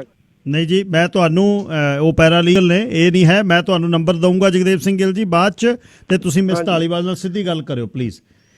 ਲਾਈਨ ਨੰਬਰ 4 ਸਰਦਾਰ ਦਲਜੀਤ ਸਿੰਘ ਜੀ। ਹਾਂਜੀ ਸਤਿ ਸ਼੍ਰੀ ਅਕਾਲ ਗਿੱਲ ਸਾਹਿਬ। ਸਤਿ ਸ਼੍ਰੀ ਅਕਾਲ ਵੀਰ ਜੀ। ਪਹਿਲਾਂ ਤਾਂ ਵਧਾਈਆਂ ਬਹੁਤ ਬਹੁਤ ਤੁਹਾਡੇ ਰੇਡੀਓ ਸਟੇਸ਼ਨ ਨਵੇਂ ਆਉਣ ਤੇ। ਧੰਨਵਾਦ ਵੀਰ ਜੀ। ਅੱਛਾ, ਮੇਰਾ ਸਵਾਲ ਇਹ ਆ ਜੀ, ਅਗਰ ਕਿਰਾਏਦਾਰ ਆ ਉਹ ਲੰਬੇ ਸਮੇਂ ਤੋਂ ਰਹਿ ਰਿਹਾ ਆ, ਕੋਈ ਉਹਦਾ ਰੈਂਟ ਨਹੀਂ ਵਧਾਉਂਦੇ ਆਪਾਂ ਠੀਕ ਠਾਕ ਹੈ, ਉਹਦੀ ਪ੍ਰੋਬਲਮ ਇਹ ਆਉਂਦੀ ਆ ਕਿ ਉਹ ਜਿਹੜਾ ਕਹਿਣ ਦੇ ਬਾਵਜੂਦ ਵੀ ਸਮੋਕ ਕਰਦਾ ਆ ਉਹ ਵੀ ਉਹ ਰੈਗੂਲਰ ਸਿਗਰਟ ਜਿਹੜੀ ਆ ਨਾ। ਓਕੇ, ਸਿਗਰਟ ਪੀ ਰਿਹਾ ਉਹ, ਤੁਹਾਨੂੰ ਪਹਿਲਾਂ ਦੱਸਿਆ ਨਹੀਂ ਉਹਨੇ, ਮਤਲਬ ਇਹ ਹੈ? ਨਹੀਂ, ਆਪਣਾ ਜਿਹੜਾ ਐਗਰੀਮੈਂਟ ਲਿਖਿਆ ਨਾ ਉਹਦੇ ਵਿੱਚ ਲਿਖਿਆ ਗਿਆ ਆ ਕਿ ਨੌਨ ਸਮੋਕਿੰਗ ਤੇ ਨੋ ਪੈਟ ਆ। ਓਕੇ, ਤੇ ਉਹ ਸਿਗਰਟ ਤੇ ਚਲੋ ਉਹਨੂੰ ਕਿਹਾ ਸੀ, ਤੇ ਉਹ ਜਿਹੜੀ ਦੂਜੀ ਆਪਣੇ ਮੈਰਵਾਨਾ ਸਿਗਰਟ ਜੇ ਕਿਤੇ ਪੀ ਲੈਂਦਾ ਉਹ ਬਹੁਤ ਜ਼ਿਆਦਾ ਬੋਦਰ ਕਰਦੀ ਆ। ਓਕੇ, ਤੇ ਫਿਰ ਇੱਕ ਦਿਨ ਰਾਤ ਨੂੰ ਮੈਂ ਉਹਨੂੰ ਪੁੱਛਣਾ ਚਾਹੁੰਦਾ ਵੀ ਉਹਨੇ ਕਿਤੇ ਸਿਗਰਟ ਪੀਤੀ ਹੋਣੀ ਆ, ਤਾਂ ਮੈਨੂੰ ਕੰਮ ਤੋਂ ਆਏ ਨੂੰ ਮੈਨੂੰ ਧੂੰਆਂ ਜਿਹਾ ਲੱਗਾ ਵੀ ਸਾਹ ਲੈਣ ਤਕਲੀਫ ਹੋਈ। ਮੈਂ ਘਰ ਦੇ ਬਾਹਰ ਗਿਆ, 1:30-2 ਵਜੇ ਦੀ ਗੱਲ ਆ, ਤੇ ਮੇਰਾ ਬੇਟਾ ਉੱਠ ਖੜਿਆ। ਮੈਂ ਕਿਹਾ ਵੀ ਤੂੰ ਵੇਟ ਕਰੀ, ਮੈਂ ਦੇਖਦਾ। ਉਹ ਮੈਂ 4 ਸਵੇਰੇ ਜਾ ਕੇ ਦੇਖੀ, ਮੈਨੂੰ ਸਮੈਲ ਆਈ ਜਾਵੇ ਪਰ ਧੂੰਆਂ ਦਿਸੇ, ਪਤਾ ਨਾ ਲੱਗੇ। ਜਦੋਂ ਉਹਦੀ ਮੇਨ ਡੋਰ ਤੇ ਗਿਆ ਤਾਂ ਉਹ ਆਲਮੋਸਟ ਘਰ ਨੂੰ ਅੱਗ ਲੱਗਣ ਲੱਗੀ ਸੀ। ਮੈਂ ਫਟਾਫਟ ਉਹਦੀ ਡੋਰ ਨੋਕ ਕੀਤੀ, ਉਹ ਚੱਕ ਕੇ ਗਮਲਾ ਜਿਹਾ ਪਰੇ ਕੀਤਾ, ਉਹਨੂੰ ਬਾਹਰ ਫੇਰ ਕਹਿੰਦਾ ਸੌਰੀ। ਮੈਂ ਕਿਹਾ ਯਾਰ ਤੂੰ ਘਰ ਲੂ ਦੇਣਾ ਸੀ, ਮੇਰੇ ਬੱਚੇ ਸੁੱਤੇ ਪੈ ਸੀਗੇ ਸਾਰੇ। ਮੈਂ ਪੁੱਛਦਾ ਹੁਣੇ ਪੁੱਛਦਾ। ਲਾਈਨ ਨੰਬਰ 1 ਆਖਰੀ ਕਾਲਰ ਸਰ ਜਸਵਿੰਦਰ ਜੀ। ਥੈਂਕ ਯੂ ਗਿੱਲ ਸਾਹਿਬ। ਧੰਨਵਾਦ ਜੀ। ਹਾਂਜੀ, ਤੁਹਾਨੂੰ ਤੇ ਤੁਹਾਡੇ ਪਿਆਰੇ ਸਰੋਤਿਆਂ ਨੂੰ ਸਤਿ ਸ਼੍ਰੀ ਅਕਾਲ। ਸਤਿ ਸ਼੍ਰੀ ਅਕਾਲ ਵੀਰ ਜੀ, ਕੀ ਸਵਾਲ ਹੈ? ਅੱਛਾ, ਮੇਰੇ ਨਾ ਟੈਨੈਂਟ ਦਾ ਜਿਹੜਾ ਮਸਲਾ ਚੱਲ ਰਿਹਾ ਉੱਤੇ ਮੈਂ ਤੁਹਾਨੂੰ ਮਾੜਾ ਚਾਨਣਾ ਪਾਉਣਾ ਸੀ। ਪਾਓ ਜੀ ਪਾਓ। ਮੈਂ am doing this for long time. ਮੇਰਾ 20 ਸਾਲ ਹੋ ਗਏ ਮੈਨੂੰ ਪ੍ਰੋਪਰਟੀ ਰੈਂਟ ਕਰਦੇ ਨੂੰ। ਅੱਛਾ ਜੀ। ਤੁਹਾਡੇ ਬਹੁਤ ਪਿਆਰੇ ਮਿਸਟਰ ਸੰਘਾ ਸਾਹਿਬ, ਉਹਨਾਂ ਨੂੰ ਇੱਕ ਕਸਟਮਰ ਮਿਲੇ, ਕਹਿੰਦੇ ਵੀ ਮੈਨੂੰ ਰੈਂਟਲ ਪ੍ਰੋਪਰਟੀ ਚਾਹੀਦੀ। ਮੈਂ ਉਹਨਾਂ ਨੂੰ ਕਰ ਦਿੱਤਾ। ਦਸੰਬਰ 'ਚ ਘਰ ਦਿੱਤਾ ਉਹਨਾਂ ਨੂੰ, ਉਹਨਾਂ ਨੇ ਮੈਨੂੰ ਮਾਰਚ 'ਚ ਰੈਂਟ ਦੇਣਾ ਬੰਦ ਕਰਤਾ। ਅੱਛਾ ਜੀ। ਆਪਣੀ ਆਂਟੀ ਜੀ ਸੀਨੀਅਰ। ਮਾਰਚ ਦੇ ਵਿੱਚ ਮੈਂ ਉਹਨਾਂ ਜਾ ਕੇ ਗੱਲਬਾਤ ਕੀਤੀ ਤੇ ਉਹ ਕਹਿੰਦੇ ਜੀ ਆਰਡਰ ਹੋ ਗਿਆ ਗਵਰਨਮੈਂਟ ਵੱਲੋਂ ਵੀ ਪੈਂਡੈਮਿਕ ਆ, ਹੁਣ ਤੁਸੀਂ ਰੈਂਟ ਨਹੀਂ ਦੇਣਾ। ਅੱਛਾ ਜੀ। ਮੈਂ ਉਹਨਾਂ ਨੂੰ ਸਮਝਾਇਆ, ਮੈਂ ਕਿਹਾ ਵੀ ਨਹੀਂ ਏਦਾਂ ਨਹੀਂ, ਉਹ ਤੁਹਾਨੂੰ ਹੈਲਪ ਦੇਣਗੇ ਬਟ ਉਹਨਾਂ ਨੇ ਏਦਾਂ ਨਹੀਂ ਕਿਹਾ ਵੀ ਤੁਸੀਂ ਰੈਂਟ ਨਹੀਂ ਦੇਣਾ। ਉਹਨਾਂ ਨੂੰ ਮੈਂ ਅਗਸਤ ਪਹਿਲੀ ਨੂੰ ਆਖਰੀ ਨੋਟਿਸ ਦਿੱਤਾ, ਜਿਹੜਾ 10 ਡੇਜ਼ ਨੋਟਿਸ ਹੁੰਦਾ। ਬਿਲਕੁਲ। ਕਿਉਂਕਿ ਆਪਾਂ ਪਹਿਲੋਂ ਦੇ ਨਹੀਂ ਸਕਦੇ, ਉਹਨਾਂ ਨੇ ਅਨਾਉਂਸ ਕਰਤਾ ਸੀ ਵੀ ਹੁਣ ਤੁਸੀਂ ਦੇ ਸਕਦੇ, ਜਿਹੜੇ ਜਦੋਂ ਉਹਨਾਂ ਨੂੰ ਬਹੁਤ ਕੰਪਲੇਂਟਸ ਗਈਆਂ ਟੈਨੈਂਸੀ ਬ੍ਰਾਂਚ ਨੂੰ। ਜੀ ਜੀ ਜੀ। ਮੈਂ ਨੋਟਿਸ ਦਿੱਤਾ ਉਹਨਾਂ ਨੂੰ, ਉਸ ਤੋਂ ਬਾਅਦ ਮੈਨੂੰ ਸੈਪਟੈਂਬਰ 28 ਦੀ ਹੀਅਰਿੰਗ ਮਿਲੀ ਉਹਨਾਂ ਕੋਲੋਂ। ਅੱਛਾ 28 ਨੂੰ ਹੁਣ ਆਰਡਰ ਵੀ ਹੋ ਗਿਆ, ਮੈਨੂੰ $10,000 ਦੀ ਆਲਮੋਸਟ ਜੱਜਮੈਂਟ ਵੀ ਮਿਲ ਗਈ। ਅੱਛਾ। ਹੁਣ ਮੈਂ ਉਹ ਜਿਹੜਾ 2 ਡੇਜ਼ ਨੋਟਿਸ ਵੀ ਲਾਇਆ ਉਹਨਾਂ ਦੇ ਡੋਰ ਦੇ ਉੱਤੇ ਵੀ ਬਾਹਰ ਨਿਕਲੋ ਵੀ ਤੁਹਾਨੂੰ ਯੂ ਹੈਵ ਟੂ ਲੀਵ। ਉਹ ਸਟਿਲ ਨੋਟਿਸ ਉਹਦੀ ਲੱਗਾ ਹੈ, ਮੈਂ ਪਿਕਚਰਾਂ ਖਿੱਚੀਆਂ, ਜੋ ਵੀ procedure I know what to do right. So ਉਹ ਹੱਲੇ ਵੀ ਕੋਈ ਰਿਸਪੌਂਸ ਨਹੀਂ, ਕੁਛ ਨਹੀਂ। ਅੱਛਾ ਉਹਦੇ ਚ ਟੈਂਡੈਂਸੀ ਨੇ ਫਿਰ ਉਹਨਾਂ ਨੂੰ ਕਹਿਤਾ ਵੀ ਤੁਸੀਂ ਹੱਲੇ ਵੀ ਜਿਹੜੀ ਜੱਜਮੈਂਟ ਨੂੰ ਚੈਲੰਜ ਕਰ ਸਕਦੇ। ਮਾਰਚ ਤੋਂ ਲੈ ਕੇ ਦੇਖ ਲਓ ਤੁਸੀਂ, ਆਲਮੋਸਟ 7 ਮਹੀਨੇ ਅਕਤੂਬਰ ਚੜ ਪਿਆ, ਇਹਦਾ ਵੀ ਰੈਂਟ ਮੈਨੂੰ ਨਹੀਂ ਮਿਲਿਆ। ਕਮਾਲ ਹੋ ਗਈ। ਸੋ ਇਹਦੇ ਲੂਪ ਹੋਲਿਆ ਗਿੱਲ ਸਾਹਿਬ ਇਹਦੇ ਸਿਸਟਮ ਦੇ ਵਿੱਚ ਵੀ ਉਹ ਇਹਨਾਂ ਨੂੰ ਇੰਨਾ ਮਿਸਯੂਜ਼ ਟੈਲੈਂਟ ਕਰਦੇ ਆ। ਈਵਨ ਮੇਰੇ ਕੋਲ ਪ੍ਰੋਫੈਸ਼ਨਲ ਹੈਲਪ ਆ, ਸਾਰਾ ਕੁਝ ਆ, ਮੈਨੂੰ ਪਤਾ ਜੀ। ਹਾਂਜੀ ਬਟ ਫਿਰ ਵੀ ਨਾ ਇਹ ਬਹੁਤ ਲੂਪ ਹੋਲਿਆ। ਉਹਨਾਂ ਨੂੰ ਪਤਾ ਵੀ ਅਸੀਂ 5-6 ਮਹੀਨੇ ਵਿਦਆਊਟ ਪੇਇੰਗ ਰੈਂਟ ਰਹਿ ਸਕਦੇ ਪ੍ਰਾਪਰਟੀ ਦੇ ਵਿੱਚ। ਚੰਦੀ ਸਾਹਿਬ ਮੈਂ ਹੁਣੇ ਪੁੱਛਦਾ, ਪਲੀਜ਼ ਸੁਣਿਓ ਤੁਸੀਂ। ਧਾਲੀਵਾਲ ਜੀ, 2 ਸਵਾਲ। ਇੱਕ ਤਾਂ ਮੈਰਾਬੋਨਾ ਪੀ ਰਿਹਾ, ਸਮੋਕ ਕਰ ਰਿਹਾ ਬੰਦਾ, ਕੰਟਰੈਕਟ 'ਚ ਹੈ ਨਹੀਂ। ਦੂਜਾ ਜਸਵਿੰਦਰ ਸਿੰਘ ਚੰਦੀ ਨੇ, ਇਹਨਾਂ ਦੀਆਂ ਬਹੁਤ ਪ੍ਰਾਪਰਟੀਆਂ ਰੈਂਟ 'ਤੇ ਨੇ। ਉਹ ਕਹਿੰਦੇ ਮੈਂ ਮਾਰਚ ਦਾ ਇਸ ਪ੍ਰੋਸੀਜਰ ਦੇ ਵਿੱਚ ਆ ਕਿ ਐਵਿਕਸ਼ਨ ਨੋਟਿਸ ਵੀ ਲਾ ਦਿੱਤਾ ਤੇ ਹਲੇ ਵੀ ਨਹੀਂ, 7 ਮਹੀਨੇ ਹੋ ਗਏ ਕਹਿੰਦੇ ਮੈਨੂੰ, ਬਈ ਮੇਰੇ ਤੋਂ ਹਲੇ ਉਹ ਬਾਹਰ ਨਹੀਂ ਨਿਕਲ ਰਹੇ ਕਿਰਾਏਦਾਰ, 7 ਮਹੀਨੇ ਹੋ ਗਏ। ਟੈਨੈਂਸੀ ਜਿਹੜੀ ਬ੍ਰਾਂਚ ਹੈ ਟੈਨੈਂਟਸ ਦੇ ਹੱਕ ਦੇ ਵਿੱਚ ਹੈ। ਕੀ ਅਖੀਰ ਦੇ ਵਿੱਚ ਸੁਜੈਸਟ ਕਰਨਾ ਚਾਹੁੰਦੇ ਹੋ ਵੀ ਜਿੰਨੇ ਵੀ ਲੈਂਡਲੋਰਡ ਨੇ ਉਹ ਕੀ ਕਰਨ, ਕੀ ਖਿਆਲ ਰੱਖਣ? ਜਦੋਂ ਲੈਂਡਲੋਰਡ ਹੋ ਗਏ ਉਹ ਆਪਣੀ, ਜਿੱਦਾਂ ਮੈਂ ਕਿਹਾ ਹੈ ਕਿ ਜਦੋਂ ਸਮੋਕਿੰਗ ਦੇ ਇਸ਼ੂ ਹੈ ਜਾਂ ਇੱਦਾਂ ਦੀ ਕੋਈ ਇਸ਼ੂ ਆ, ਤੁਸੀਂ ਪਿਕਚਰ ਲਿਓ, ਉਹ ਇਨਸੀਡੈਂਟ ਫੋਟੋ ਨਾ ਜਾਂ ਵੀਡੀਓ ਰਿਕਾਰਡ ਕਰੋ। ਕਿ ਜਦੋਂ ਉਹ ਚੀਜ਼ ਦਾ ਤੁਹਾਡੇ ਕੋਲ ਐਵੀਡੈਂਸ ਹੈਗਾ ਹੈ ਫਿਰ ਤੁਸੀਂ ਬੋਰਡ 'ਚ ਜਾ ਸਕਦੇ ਆ। ਇੱਕ ਚੀਜ਼ ਹੋ ਰਹੀ ਹੈ, ਜਦੋਂ ਟੈਨੈਂਸੀ ਬੋਰਡ 'ਚ ਚੀਜ਼ਾਂ ਪਹੁੰਚ ਜਾਂਦੀਆਂ, ਤੁਸੀਂ ਟੈਨੈਂਸੀ ਬੋਰਡ 'ਚ ਪ੍ਰੋਪਰ ਤਰੀਕੇ ਤੇ ਉਹਨਾਂ ਨੂੰ ਰਿਪਲਾਈ ਕਰੋ। ਜੇ ਤੁਹਾਨੂੰ ਰਿਪਲਾਈ ਨਹੀਂ ਕਰਨਾ ਆਉਂਦਾ ਫਿਰ ਤੁਸੀਂ ਸਾਨੂੰ ਕੰਟੈਕਟ ਕਰੋ, ਅਸੀਂ ਤੁਹਾਡੇ ਬਿਹਾਫ ਤੇ ਜਿੱਦਾਂ ਪੇਪਰ ਭਰ ਕੇ ਤੁਹਾਡਾ ਏਜੰਟ ਬਣ ਕੇ ਰਿਸਪੌਂਡ ਕਰ ਸਕਦੇ ਆ ਉਹ ਚੀਜ਼ਾਂ ਲਈ। ਤੇ ਫਿਰ ਦੂਜਾ ਇਹ ਹੁੰਦਾ ਹੈ ਕਿ ਜਦੋਂ ਤੁਸੀਂ ਜਿੱਦਾਂ ਤੁਹਾਨੂੰ ਰੈਂਟ ਨਹੀਂ ਮਿਲਦਾ, ਜੇ ਮਾਰਚ ਤੋਂ ਪਹਿਲਾਂ ਦਾ ਰੈਂਟ ਸੀ ਤੇ ਅਜੇ ਆਊਟਸਟੈਂਡਿੰਗ ਅਜੇ ਤੱਕ ਤੁਹਾਨੂੰ ਨਹੀਂ ਪੇ ਕਰਦਾ ਸੀ, ਹੁਣ ਰਿਸਟ੍ਰਿਕਸ਼ਨ ਲਿਫਟ ਹੋ ਗਿਆ ਕੋਵਿਡ ਕਰਕੇ, ਹੁਣ ਤੁਸੀਂ ਕਲੈਕਸ਼ਨ ਪ੍ਰੋਸੈਸ ਸਟਾਰਟ ਕਰ ਸਕਦੇ ਆ।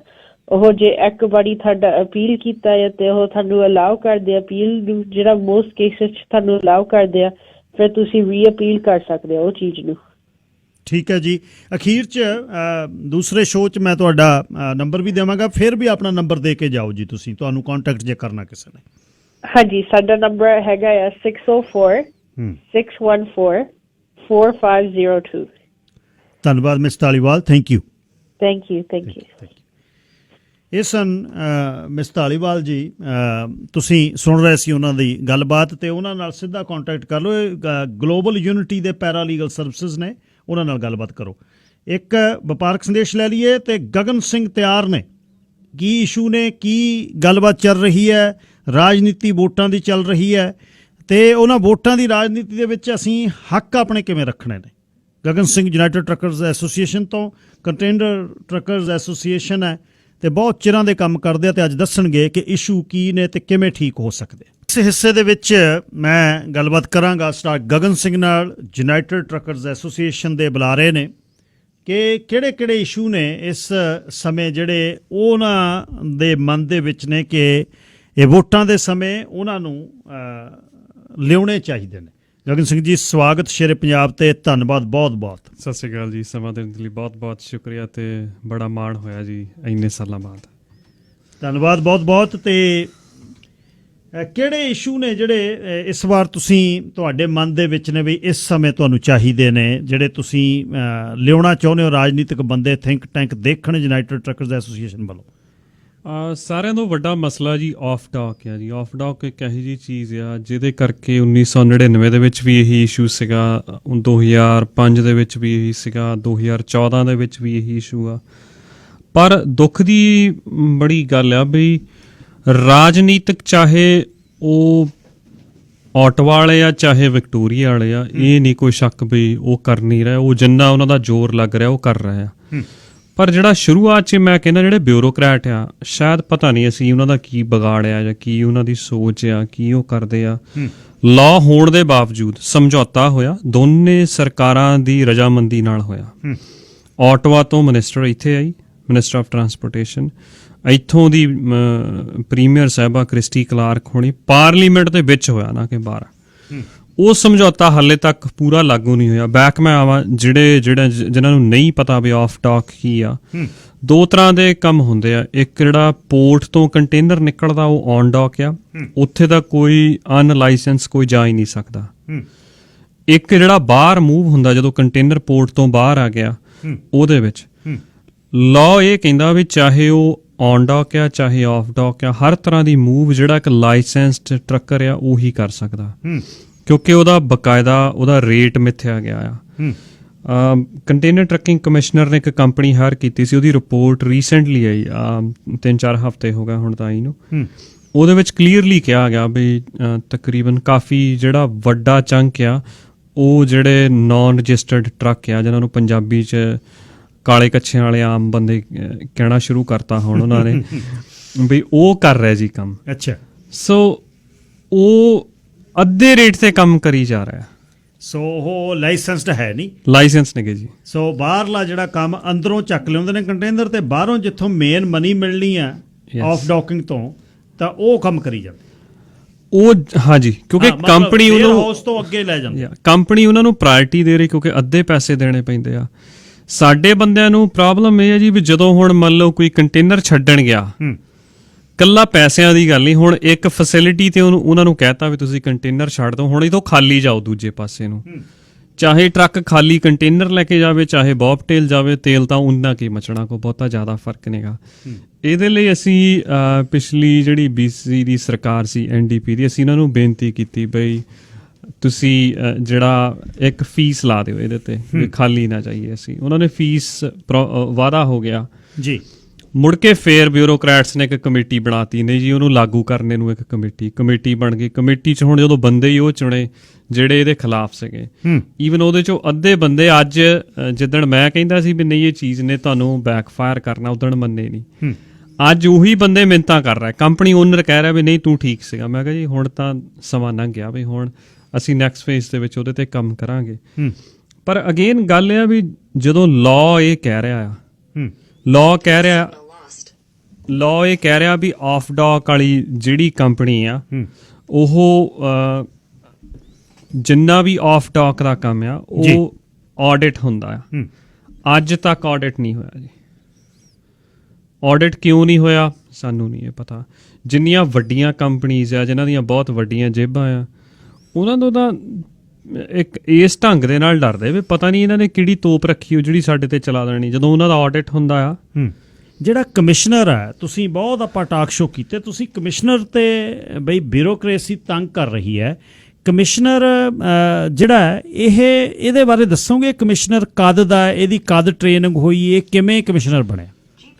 ਦੇਖੋ ਕਮਿਸ਼ਨਰ ਹੁਣੀ ਸੁਣਨ 'ਚ ਆਇਆ ਬਈ ਇਹ ਪਹਿਲਾਂ ਪੋਰਟ ਮੈਟਰੋ ਦੇ ਨਾਲ ਕੰਮ ਕਰਦੇ ਸੀ, ਫਿਰ ਉਹਦੇ ਤੋਂ ਬਾਅਦ ਹੌਲੀ ਹੌਲੀ ਉਹ ਚੀਜ਼ ਦਾ ਤਾਂ ਸਾਨੂੰ ਨਹੀਂ ਪਤਾ, ਪਰ ਇੰਨਾ ਕਨਫਰਮਡ ਹੈ ਜਿਹੜੀ ਲੈਜਿਸਲੇਸ਼ਨ ਅੱਜ ਦੀ ਲਿਖੀ ਆ, ਇਹ ਜਿਹੜੇ ਪੁਰਾਣੇ ਮੰਤਰੀ ਸੀ ਟੌਡ ਸਟੋਨ ਸਾਹਿਬ ਲਿਬਰਲ ਸਰਕਾਰ ਦੇ, ਉਹਨਾਂ ਦੇ ਆਫਿਸ 'ਚ ਇਹ ਕੰਮ ਕਰਦੇ ਸੀ ਮਿਨਿਸਟਰੀ ਆਫ ਟਰਾਂਸਪੋਰਟੇਸ਼ਨ ਦੇ ਨਾਲ। ਸਾਰੀ ਦੀ ਸਾਰੀ ਲੈਜਿਸਲੇਸ਼ਨ ਇਹਨਾਂ ਦਾ ਕੀ ਰੋਲ ਪਲੇਅਰ ਰਿਹਾ ਇਹ ਜਿਨ੍ਹਾਂ ਨੇ ਲੈਜਿਸਲੇਸ਼ਨ ਲਿਖੀ। ਫਿਰ ਕਮਿਸ਼ਨਰ ਇੱਕ ਸੀ ਬੜੇ ਐਂਡੀ ਸਮਿਥ ਹੋਣੀ ਹੈਗਾ ਪਹਿਲੇ ਕਮਿਸ਼ਨਰ, ਉਹਨਾਂ ਦਾ ਅੱਜ ਤੱਕ ਜਿਹੜੇ ਟਰੱਕਰ ਆ ਉਹਨਾਂ ਨੂੰ ਯਾਦ ਕਰਦੇ ਆ ਅੱਜ ਤੱਕ ਵੀ ਯਾਰ ਬੰਦਾ ਬਹੁਤ ਮਨੁੱਖੀ ਹੱਕਾਂ ਦੇ ਲਈ ਖੜਨ ਵਾਲਾ ਬੰਦਾ ਸੀ। ਸੋ ਜਿਨ੍ਹਾਂ ਨੇ ਜੋ ਉਹਨਾਂ ਨੂੰ ਇੱਕ ਕੈਨੇਡੀਅਨ ਸੰਵਿਧਾਨ ਦੇ ਅਕੋਰਡਿੰਗ ਜੋ ਤਰਮੀਮਾਂ ਸੀ ਉਹਨਾਂ ਨੇ ਕਰ ਦਿੱਤੀਆਂ, ਪਰ ਅਖੀਰ ਉਹਨਾਂ ਨੂੰ ਬਿਊਰੋਕ੍ਰੇਸੀ ਨੇ ਇੰਨਾ ਉਸ ਲੈਵਲ ਤੇ ਲੈਂਦਾ ਵੀ ਉਹਨਾਂ ਨੂੰ ਛੱਡ ਕੇ ਪਿੱਛੇ ਹਟਣਾ ਪਿਆ ਔਰ ਰਿਜ਼ਾਈਨ ਕਰ ਗਿਆ। ਫਿਰ ਮੋੜ ਘੇੜ ਕੇ ਜਿਹੜੇ ਬੰਦੇ ਨੇ ਲੈਜਿਸਲੇਸ਼ਨ ਬਣਾਈ ਸੀ ਉਹੀ ਫਿਰ ਕੁਰਸੀ ਤੇ ਆ ਗਿਆ। ਪਹਿਲਾਂ ਡਿਪਟੀ ਕਮਿਸ਼ਨਰ ਬਣ ਗਿਆ, ਫਿਰ ਹੁਣ ਕਮਿਸ਼ਨਰ ਬਣ ਗਿਆ। ਹੁਣ ਰੀਸੈਂਟਲੀ ਉਹਨਾਂ ਨੇ ਕੀ ਕੀਤਾ, ਇੱਕ ਪਾਸੇ ਅਨਲਾਇਸੈਂਸ ਟਰੱਕ ਕੰਮ ਕਰ ਰਿਹਾ, ਜਿਹੜੇ ਲਾਇਸੈਂਸ ਕੰਪਨੀਆਂ ਆ ਜਿਨ੍ਹਾਂ ਦਾ ਬੜਾ ਵਧੀਆ ਕੰਮ ਚੱਲ ਰਿਹਾ ਉਹਨਾਂ ਦੇ 107 ਬੰਦੇ ਜਿਹੜੇ ਆ ਉਹ ਟੈਗ ਲੈ ਲੈ ਜੀ। ਹੁਣ ਲੈ ਲੈ ਜੀ, ਘਰੇ ਨੇ ਉਹ ਬੰਦੇ? ਨਹੀਂ, ਉਹ 30 ਨਵੰਬਰ ਤੱਕ ਕੰਮ ਕਰ ਸਕਦੇ ਆ। ਓਕੇ, ਪਰ ਮੈਂ ਬੜੇ ਹੰਕਾਰ ਰੂਪ ਚ ਨਹੀਂ, ਇੱਕ ਮਾਣ ਦੇ ਨਾਲ ਕਹਿ ਰਿਹਾ ਵੀ UTA ਹੀ ਆ ਜਿਨ੍ਹਾਂ ਨੇ ਉਹਨਾਂ ਦੀ ਬਾਂਹ ਫੜੀ। ਕਿਸੇ ਯੂਨੀਅਨ ਨੇ ਉਹ 107 ਬੰਦਿਆਂ ਦਾ ਹਾਲ ਨਹੀਂ ਪੁੱਛਿਆ, ਤੇ ਆਉਣ ਵਾਲੇ ਥੋੜੇ ਦਿਨਾਂ ਦੇ ਵਿੱਚ ਉਹਨੂੰ ਰੋਕਣ ਦੇ ਲਈ ਅਸੀਂ ਪੂਰੀ ਚਾਰਾਜੋਈ ਕਰ ਰਹੇ ਹਾਂ। ਤੇ ਮੈਨੂੰ ਪੂਰਾ ਯਕੀਨ ਵੀ ਆ ਪਰਮਾਤਮਾ ਤੇ ਵੀ, ਸਾਡੇ ਵਕੀਲਾਂ ਤੇ ਵੀ, ਸਾਰੇ ਨੇਗੇ ਜੀ। ਅੱਛਾ, ਉਹਦੇ ਬਾਅਦ ਵੀ ਫਿਰ ਵੀ ਅਸੀਂ ਯਾਨੀ ਚਾਹੇ ਅਸੀਂ ਇਹ ਸੋਚਿਆ ਵੀ ਚਾਹੇ ਇੱਕ ਬੰਦਾ ਹੋਵੇ ਚਾਹੇ ਕੋਈ ਵੀ ਨਾ ਹੋਵੇ, ਕੀ ਬਾਤ ਹੈ, ਫਿਰ ਵੀ ਅਸੀਂ ਕੋਰਟ ਦੇ ਵਿੱਚ ਚੱਲੇ ਆ। ਹੁਣ ਕੋਰਟ ਦੇ ਵਿੱਚ ਜਾ ਕੇ ਇੰਜੰਕਸ਼ਨ, ਸਾਨੂੰ ਪੂਰਾ ਯਕੀਨ ਹੈ ਵੀ ਇਲੈਕਸ਼ਨ ਤੋਂ ਪਹਿਲੋਂ ਉਹਦਾ ਇੰਜੰਕਸ਼ਨ ਮਿਲ ਜਾਣਾ। ਅੱਛਾ, ਬੇਸ ਕੀ ਕਹਿੰਦਾ ਉਹਦਾ ਬਈ ਕਿਉਂ ਲੈ ਰਿਹਾ ਉਹ? ਬੇਸ ਉਹ ਕਈ ਵਾਰੀ ਇਹ ਹੁੰਦਾ ਵੀ ਤੁਹਾਡੇ ਮੂੰਹ ਦੀ ਕਈ ਗੱਲ ਨੂੰ ਵਰਤਦਾ ਉਹ। ਅਸੀਂ ਉਹਨਾਂ ਨੂੰ ਪਿਛਲੇ ਸਾਲ ਜੋਨਾਥਨ ਨੇ ਕਿਹਾ ਸੀਗਾ ਇੱਕ ਮੀਟਿੰਗ ਦੇ ਵਿੱਚ ਵੀ ਭਾਈ ਜੇ ਤੂੰ ਆਫ ਡੌਕ ਟਰੱਕ ਬੰਦ ਨਾ ਕੀਤੇ, ਤਕਰੀਬਨ 600 ਤੋਂ ਉੱਪਰ ਆਫ ਡੌਕ ਟਰੱਕ ਚੱਲਦੇ ਆ। ਦੂਜੇ ਪਾਸੇ ਜਿਹੜੇ 1750 ਦੇ ਨੇੜੇ ਰਜਿਸਟਰਡ ਟਰੱਕ ਆ, ਉਹਨਾਂ ਨੂੰ ਕਹਿੰਦੇ ਵੀ ਇਹ 600 ਦਾ ਸਾਰੀ ਕਰੀਮ ਤਾਂ ਇਹ ਖਿੱਚੀ ਜਾਂਦੇ ਸਾਡੀ, ਵੀ ਜੇ ਨਾ ਖਤਮ ਕੀਤੇ ਤੇ ਬੜਾ ਖਤਰਾ ਹੋਊਗਾ ਇਹ। ਸਿੱਧੇ ਤੌਰ ਤੇ ਕਹਾਂ ਵੀ ਜਦੋਂ ਕਿਸੇ ਨੇ ਇਲਤ ਕਰਨੀ, ਜਿੱਦਾਂ ਪੰਜਾਬੀ 'ਚ ਕਿਹਾ ਜਾਂਦਾ ਵੀ ਖਾਂਦੇ ਦੀ ਦਾੜੀ ਹਿਲਦੀ ਆ, ਉਹ ਚੀਜ਼ ਆ ਜੀ। ਬੜਾ ਸੋਹਣਾ ਕੰਮ ਚੱਲਦਾ ਅਸੀਂ ਕਹਿ ਰਹੇ ਹਾਂ ਅਸੀਂ ਸ਼ੇਅਰ ਕਰਾਂਗੇ, ਤੁਸੀਂ ਜਿਹੜੇ ਇਲੀਗਲ ਟਰੱਕ ਆ, ਜਿਹੜੇ ਨਾਨ ਰਜਿਸਟਰਡ ਟਰੱਕ ਆ, ਉਹਨਾਂ ਨੂੰ ਬਾਹਰ ਕੱਢੋ।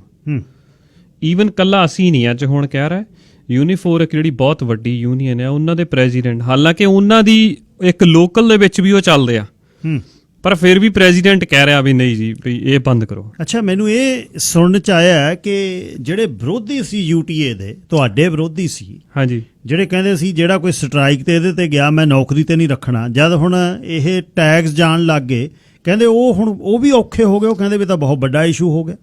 ਦੇਖੋ, ਜੇ ਇਹ ਔਨ ਫੈਕਟ ਆ ਬਈ ਕੁਛ ਗੱਲਾਂ ਕਰਕੇ ਕੋਈ ਵਿਰੋਧੀ ਸੀ, ਪਰ ਅੱਜ ਉਹ ਸਾਡੇ ਨਾਲ ਖੜੇ ਆ। ਅੱਜ ਉਹਨਾਂ ਦਾ ਵਕੀਲ ਕੋਰਟ ਦੇ ਵਿੱਚ ਪਹੁੰਚਾ ਜੀ, ਸੇਮ ਲਾਅ ਸੂਟ ਉਹ ਵੀ ਕਰ ਰਿਹਾ, ਸੇਮ ਲਾਅ ਸੂਟ ਅਸੀਂ ਵੀ ਕਰ ਰਹੇ। ਉਹਨਾਂ ਨੂੰ ਗੁਰਪ੍ਰੀਤ ਬਾਦ ਹੁਣੀ ਰਿਪਰੈਜ਼ੈਂਟ ਕਰ ਰਿਹਾ, ਸਾਡੇ ਡਾਊਨਟਾਊਨ ਤੋਂ ਸਕਾਟ ਹੁਣੀ ਆ ਜਿਹੜੇ ਸਾਨੂੰ ਰਿਪਰੈਜ਼ੈਂਟ ਕਰ ਰਿਹਾ। ਸੋ ਅੱਜ ਦੀ ਡੇਟ ਦੇ ਵਿੱਚ ਵਿਰੋਧੀ ਜਾਂ ਗੈਰ ਵਿਰੋਧੀ ਵਾਲੀ ਗੱਲ ਨਹੀਂ ਜੀ। ਇੱਕ ਉਦੋਂ ਵੀ ਵੱਡੀ ਚੀਜ਼ ਮੈਂ ਕਹੂੰਗਾ ਉਹਨਾਂ ਦਾ ਧੰਨਵਾਦ ਆ, ਚਾਹੇ ਕਿਸੇ ਨੂੰ ਮਾੜਾ ਹੀ ਲੱਗੇ, ਉਹਨਾਂ ਦੇ ਇਕੱਲੇ ਟੈਗ ਗਏ ਆ, ਉਹਨਾਂ ਦਾ ਲਾਇਸੈਂਸ ਹੈਗਾ ਆ। ਜੇ ਮੰਨ ਲਓ 2-3 ਟਰੱਕ ਜਾਂ 4 ਟਰੱਕ ਘੱਟ ਵੀ ਗਏ, ਕੰਪਨੀ ਨੂੰ ਕੋਈ ਫਰਕ ਨਹੀਂ, ਉਹ ਪੈਸੇ ਬਣਾ ਰਿਹਾ। ਪਰ ਜਿਹੜਾ ਇੱਕ ਓਨਰ ਆਪਰੇਟਰ ਜਿਹੜਾ ਕੁਛ ਨਹੀਂ ਬਣਾ ਰਿਹਾ, ਉਹਨਾਂ ਨੂੰ ਜ਼ਰੂਰ ਇਹ ਚੀਜ਼ ਦਾ ਧੱਕਾ ਲੱਗੂਗਾ, ਡਰਾਈਵਰਾਂ ਨੂੰ ਲੱਗੂਗਾ। ਪਰ ਅਸੀਂ ਇਸੇ ਕਰਕੇ ਅਸੀਂ ਉਹਨਾਂ ਨੂੰ ਰਿਕੁਐਸਟ ਕੀਤੀ ਸੀ ਵੀ ਪਲੀਜ਼ ਤੁਸੀਂ ਵੀ ਕੋਰਟ 'ਚ ਜਾਓ ਤੇ ਅਸੀਂ ਵੀ ਜਾਂਦੇ। ਇਸੇ ਕਰਕੇ ਅਸੀਂ ਦੋਨੇ ਤਰ੍ਹਾਂ ਹੁਣ ਕੋਰਟ ਦੇ ਵਿੱਚ ਚੱਲੇ ਹਾਂ ਜੀ। ਵਪਾਰਕ ਸੰਦੇਸ਼ਾਂ ਤੋਂ ਬਾਅਦ ਅਖੀਰ ਅਗਲੇ ਹਿੱਸੇ ਦੇ ਵਿੱਚ ਗੱਲਬਾਤ ਹੋਏਗੀ ਕਿ ਹੁਣ ਇਹ ਵੋਟਾਂ ਦੇ ਸੰਬੰਧੀ, ਕਿਉਂਕਿ ਵੋਟਾਂ ਪੈ ਰਹੀਆਂ, ਦੋਨੇ ਪਾਰਟੀਆਂ ਕੋਸ਼ਿਸ਼ ਕਰ ਰਹੀਆਂ ਜਿੱਤਣ ਦੀ, ਤੇ ਉਹਦੇ ਬਾਰੇ UTA ਕੀ ਸੋਚਦੀ ਹੈ। ਲਖਨ ਸਿੰਘ ਜੀ, 5 ਮਿੰਟ ਨੇ ਮੇਰੇ ਕੋਲ, ਤੁਹਾਨੂੰ ਮੈਂ ਸਮਾਂ ਵੱਧ ਦਊਂ। ਹੁਣ ਰਾਜਨੀਤੀ ਦੇ ਚੱਲਦੇ ਆ, ਖੈਰ ਗੱਲ ਤਾਂ ਆਪਾਂ ਹਾਲੇ ਵੀ ਕਰੀ ਜਾਣੀ ਆ, ਲੋਕ ਸੱਥ 'ਚ ਵੀ ਕਰ ਲਾਂਗੇ। ਇਹ ਦੱਸਿਓ ਵੀ ਰਾਜਨੀਤੀ ਵੋਟਾਂ 24 ਨੂੰ ਨੇ, UTA ਦਾ ਕੀ ਟੇਕ ਹੈ ਇਹਦੇ ਵਿੱਚ? ਦੇਖੋ, ਅਸੀਂ ਪਿਛਲੀ ਵਾਰੀ ਜ਼ਰੂਰ ਅਸੀਂ ਸਟੈਂਡ ਲਿਆ ਸੀਗਾ NDP ਦੇ ਨਾਲ, ਕਿਉਂਕਿ ਉਦੋਂ NDP ਦੇ ਨਾਲ ਨਹੀਂ ਸੀ ਅਸੀਂ ਖੜੇ ਹੋਏ। ਸਾਨੂੰ BC ਲਿਬਰਲ ਵੱਲੋਂ ਜਦੋਂ ਮਾੜਾ ਵਰਤਾਰਾ ਸੀਗਾ, ਸਾਡੀ ਸਟ੍ਰਾਈਕ ਤੋੜ ਕੇ ਸਾਡੀ ਪੁੱਛ ਪ੍ਰਤੀਤ ਨਹੀਂ ਕੀਤੀ, ਕੁਛ ਇੱਕ ਸਰੀ ਦੇ ਨੇਤਿਆਂ ਦੀ ਗੱਲ ਸੁਣ ਕੇ ਪ੍ਰੀਮੀਅਰ ਸਾਹਿਬਾਂ ਨੇ ਸਾਨੂੰ ਇਗਨੋਰ ਕਰ ਦਿੱਤਾ, ਤੇ ਅਸੀਂ ਭਾਈਚਾਰੇ ਨੂੰ ਇਹ ਮਾਣ ਜਾਂਦਾ 16 ਸਾਲਾਂ ਦਾ ਜੇ ਤਖਤਾ ਪਲਟਿਆ ਤੇ ਉਹਦੀ ਸ਼ੁਰੂਆਤ ਉਹਦੀ UTA ਤੋਂ ਹੋਈ। ਐਤਕੀ ਅਸੀਂ ਜ਼ਰੂਰ ਓਪਨਲੀ ਕਿਸੇ ਦੇ ਨਾਲ ਨਹੀਂ ਜੀ, ਟੂ ਬੀ ਓਨੈਸਟ ਕਹਾਂ, ਅਸੀਂ ਇੱਕ ਭਾਈਆਂ ਦੇ ਨਾਲ ਖੜੇ ਆ। ਸਾਡੇ ਲਈ ਕੋਈ ਰਾਜਨੀਤੀ ਦੇ ਵਿੱਚ ਮੈਂ ਨਹੀਂ ਆਉਣਾ, ਸਾਡੇ ਚੋਂ UTA ਚੋਂ ਕਿਸੇ ਨੇ ਨਹੀਂ ਆਉਣਾ ਜੀ। 1750 ਪਰਿਵਾਰ ਹੈ ਜੀ ਜਿਹੜੇ ਡਾਇਰੈਕਟਲੀ ਐਸੋਸੀਏਟਡ ਆ। ਜੇ 4 ਵੀ ਹੋਰ ਜੌਬਸ ਇਹਦੇ ਨਾਲ ਲਾ ਲਈਏ ਤੇ ਤੁਸੀਂ ਦੇਖੋ ਕਿੰਨਾ ਵੱਡਾ ਨੰਬਰ ਬਣਦਾ। ਬਹੁਤ ਵੱਡਾ। ਪਰ ਇੱਕ ਚੀਜ਼ ਜ਼ਰੂਰ ਆ ਵੀ ਜਿਹੜੇ ਫੈਕਟ ਆ ਤੇ ਫਿਗਰਸ ਆ ਇਹ ਪੱਕੀ ਗੱਲ ਬਣਦੀ ਆ ਵੀ ਕੁਛ ਇੱਕ ਚੀਜ਼ਾਂ ਨਹੀਂ ਹੋਈਆਂ, ਨੋ ਡਾਊਟ, ਪਰ ਜਿਹੜੀ ਉਹਨਾਂ ਨੇ ਵਾਹ ਲਾਤੀ ਈਵਨ ਇੱਥੋਂ ਤੱਕ ਵੀ ਕਮਿਸ਼ਨਰ ਨੇ ਆਪਣਾ ਡਿਸੀਜ਼ਨ ਲੈ ਲਿਆ ਔਨ ਰੈਕਰਡ ਆ। ਸਰੀ ਦੇ 7 ਜਿਹੜੇ MLAs ਆ ਉਹਨਾਂ ਨੇ ਇੱਕ ਚਿੱਠੀ ਲਿਖੀ ਸਾਡੇ ਕੋਲ ਬਕਾਇਦਾ, ਕੱਲੇ MLA ਨੇ ਸਾਈਨ ਕੀਤੇ ਉਹਦੇ ਤੇ, ਨਾ ਕਿ ਜਨਰਿਕ ਚਿੱਠੀ ਕੱਢੀ ਆ, ਨਹੀਂ ਉਹਦੇ ਤੇ ਅਸਰ ਹੋਇਆ। ਅੱਛਾ, ਉਹ ਚਿੱਠੀ ਇਸ ਕੰਮ ਲਈ ਨਹੀਂ ਕੱਢੀ ਬਈ ਕਿਸੇ ਕੋ ਵੱਡੇ ਕੋਈ ਅਦਾਰੇ ਨੂੰ ਜਾਂ ਕਿਸੇ ਕੰਪਨੀ ਵਾਲੇ ਨੂੰ ਫਾਇਦਾ ਹੋਵੇ, ਨਾ ਜੀ। ਜਿਹੜੇ ਵਰਕਰਾਂ ਦੇ ਲਈ, ਟਰੱਕਰਾਂ ਦੇ ਲਈ ਚਿੱਠੀ ਕੱਢੀ। ਦੂਜੇ ਪਾਸੇ ਮੈਂ ਨਾਂ ਨਹੀਂ ਲਊਂਗਾ, ਇਹੋ ਜਿਹੇ ਵੀ ਭੱਦਰ ਪੁਰਸ਼ ਹੈਗੇ ਆ ਜਿਨ੍ਹਾਂ ਨੇ ਕੰਪਨੀ ਵਾਲਿਆਂ ਨੂੰ ਬਚਾਉਣ ਦੀ ਖਾਤਰ ਚਿੱਠੀਆਂ ਲਿਖਤੀਆਂ ਕਮਿਸ਼ਨਰ ਨੂੰ। ਜਦੋਂ ਤਾਂ ਹੁਣ ਰਾਜਨੀਤਿਕ ਫੈਡਰਲ ਵਾਲੇ ਜੀ ਪ੍ਰੋਵਿੰਸ ਦੇ ਬੰਦੇ ਨੂੰ ਚਿੱਠੀ ਲਿਖ ਰਿਹਾ ਬਈ ਆ ਫਲਾਣੀ ਕੰਪਨੀ ਦਾ ਲਾਇਸੈਂਸ ਨਾ ਜਾਵੇ। ਯੈਸ। ਅੱਛਾ। ਸੋ ਦੂਜੀ ਚੀਜ਼ ਮੈਂ ਕਹੂੰਗਾ ਵੀ $4 ਬਿਲੀਅਨ ਦੀ ਅਨਾਊਂਸਮੈਂਟ ਹੋਈ ਸੀਗੀ ਜਸਟਿਨ ਟਰੂਡੋ ਹੋਣਾ ਵੱਲੋਂ, ਅਸੀਂ ਬੜਾ ਧੰਨਵਾਦ ਵੀ ਕੀਤਾ। 5 ਜੂਨ ਦੀ ਅਸੀਂ ਈਮੇਲ ਕੀਤੀ ਹੈ ਜੀ, ਅੱਜ ਤੱਕ ਉਹਦਾ ਰਿਪਲਾਈ ਨਹੀਂ ਆਇਆ। ਕੱਲ ਅਸੀਂ ਫੇਰ ਈਮੇਲ ਲਿਖ ਕੇ ਭੇਜੀ ਵੀ ਭਾਈ ਕੱਲ ਨੂੰ ਅਸੀਂ ਰੇਡੀਓ ਤੇ ਜਾਣਾ ਤੇ ਰੇਡੀਓ ਤੇ ਅਸੀਂ ਦੱਸਣਾ ਆ ਵੀ ਤੁਸੀਂ ਕੀ ਲਿਖ ਕੇ ਦਿੱਤਾ ਸਾਨੂੰ। ਕੱਲ ਇੱਕ ਜ਼ਰੂਰ ਮੈਂ ਕਹੂੰਗਾ ਵੀ ਸੁਖ ਧਾਲੀਵਾਲ ਸਾਹਿਬ ਦੇ ਆਫਿਸ ਦੇ ਵਿੱਚੋਂ ਸਾਨੂੰ ਈਮੇਲ ਆਈ ਆ, ਬਾਕੀ ਤਿੰਨਾਂ ਨੇ ਫਿਰ ਵੀ ਨਹੀਂ ਕੀਤੀ ਕੋਈ, ਗੋਲਿਆ ਨਹੀਂ ਕਿਸੇ ਨੋ। ਈਮੇਲ ਆ ਗਏ ਵੀ ਅਸੀਂ ਮਿਨਿਸਟਰ ਨੂੰ ਚਿੱਠੀ ਲਿਖਤੀ, ਜਦੋਂ ਵੀ ਉਹਦਾ ਜੋ ਵੀ ਰਿਸਪੌਂਸ ਆਊਗਾ ਅਸੀਂ ਤੁਹਾਨੂੰ ਦੇ ਦਾਂਗੇ। ਪਰ ਇਹ ਨਹੀਂ ਸਮਝ ਆਈ ਵੀ ਉਹ ਜਿਹੜਾ $4 ਬਿਲੀਅਨ ਆ ਕਿੱਦਾਂ ਦੇਣਾ, ਕਿਹੜੇ ਢੰਗ ਦੇ ਨਾਲ ਦੇਣਾ, ਹਾਲੇ ਤੱਕ ਕੁਝ ਪਤਾ ਨਹੀਂਗਾ। ਅਖੀਰ ਮੈਂ ਇਹ ਕਹੂੰਗਾ ਜ਼ਰੂਰ ਬਈ ਜਿੱਦਣ ਅਸੀਂ ਸ਼ੁਰੂ ਕੀਤੀ ਸੀ ਨਾ, ਅੱਜ ਵੀ ਮੈਨੂੰ ਦਿਨ ਚੇਤੇ ਆ ਜਾਂਦੇ 2013 ਦੇ। ਅਸੀਂ ਸ਼ੁਰੂਆਤ ਦੇ ਵਿੱਚ ਕਿਸੇ ਫਿਊਲ ਕੰਪਨੀ ਨੂੰ ਮਿਲੇ ਹੈ ਨਾ ਜੀ, ਉਹ ਕਹਿੰਦੇ ਵੀ ਤੁਹਾਡਾ ਰੈਕਡ ਕੀ ਆ? ਰੈਕਡ ਹੈ ਨਹੀਂ ਸੀ, ਨਵੇਂ ਸੀਗੇ, ਮੈਂ ਤਾਂ ਵੈਸੇ ਵੀ ਨਵਾਂ ਹੀ ਸੀਗਾ ਟੋਟਲੀ। ਤੇ ਸਾਨੂੰ ਕਹਿੰਦੇ ਅੱਛਾ ਇੱਦਾਂ ਕਰਦੇ ਆ 2 ਸੈਂਟ ਦਿੰਦੇ ਆ ਡੀਜ਼ਲ ਪਿੱਛੇ ਤੁਹਾਨੂੰ ਫਿਊਲ ਆਫ। ਬੜੇ ਮਾਣ ਨਾਲ ਕਹਿ ਰਿਹਾ ਜੀ ਬਈ ਸਾਰੇ ਭਾਈਆਂ ਦੇ ਸਹਿਯੋਗ ਦੇ ਨਾਲ 12 ਸੈਂਟ ਪਰ ਲੀਟਰ UTA ਦੇ ਕਾਰਡ ਤੇ ਸ਼ੈਵਰਨ ਵੱਲੋਂ ਡੀਜ਼ਲ ਸਸਤਾ ਮਿਲਦਾ ਅੱਜ। ਵਾਹ। ਤੇ ਆਪ ਆ ਕੇ ਆਫਰ ਹੋਇਆ ਆਪ। ਦੂਜੀ ਗੱਲ ਇਹ ਵੀ ਹੋਈ ਆ ਵੀ ਅਸੀਂ ਕੋਈ ਬੁੱਕਲ 'ਚ ਗੁੜ ਨਹੀਂ ਭੰਨਿਆ।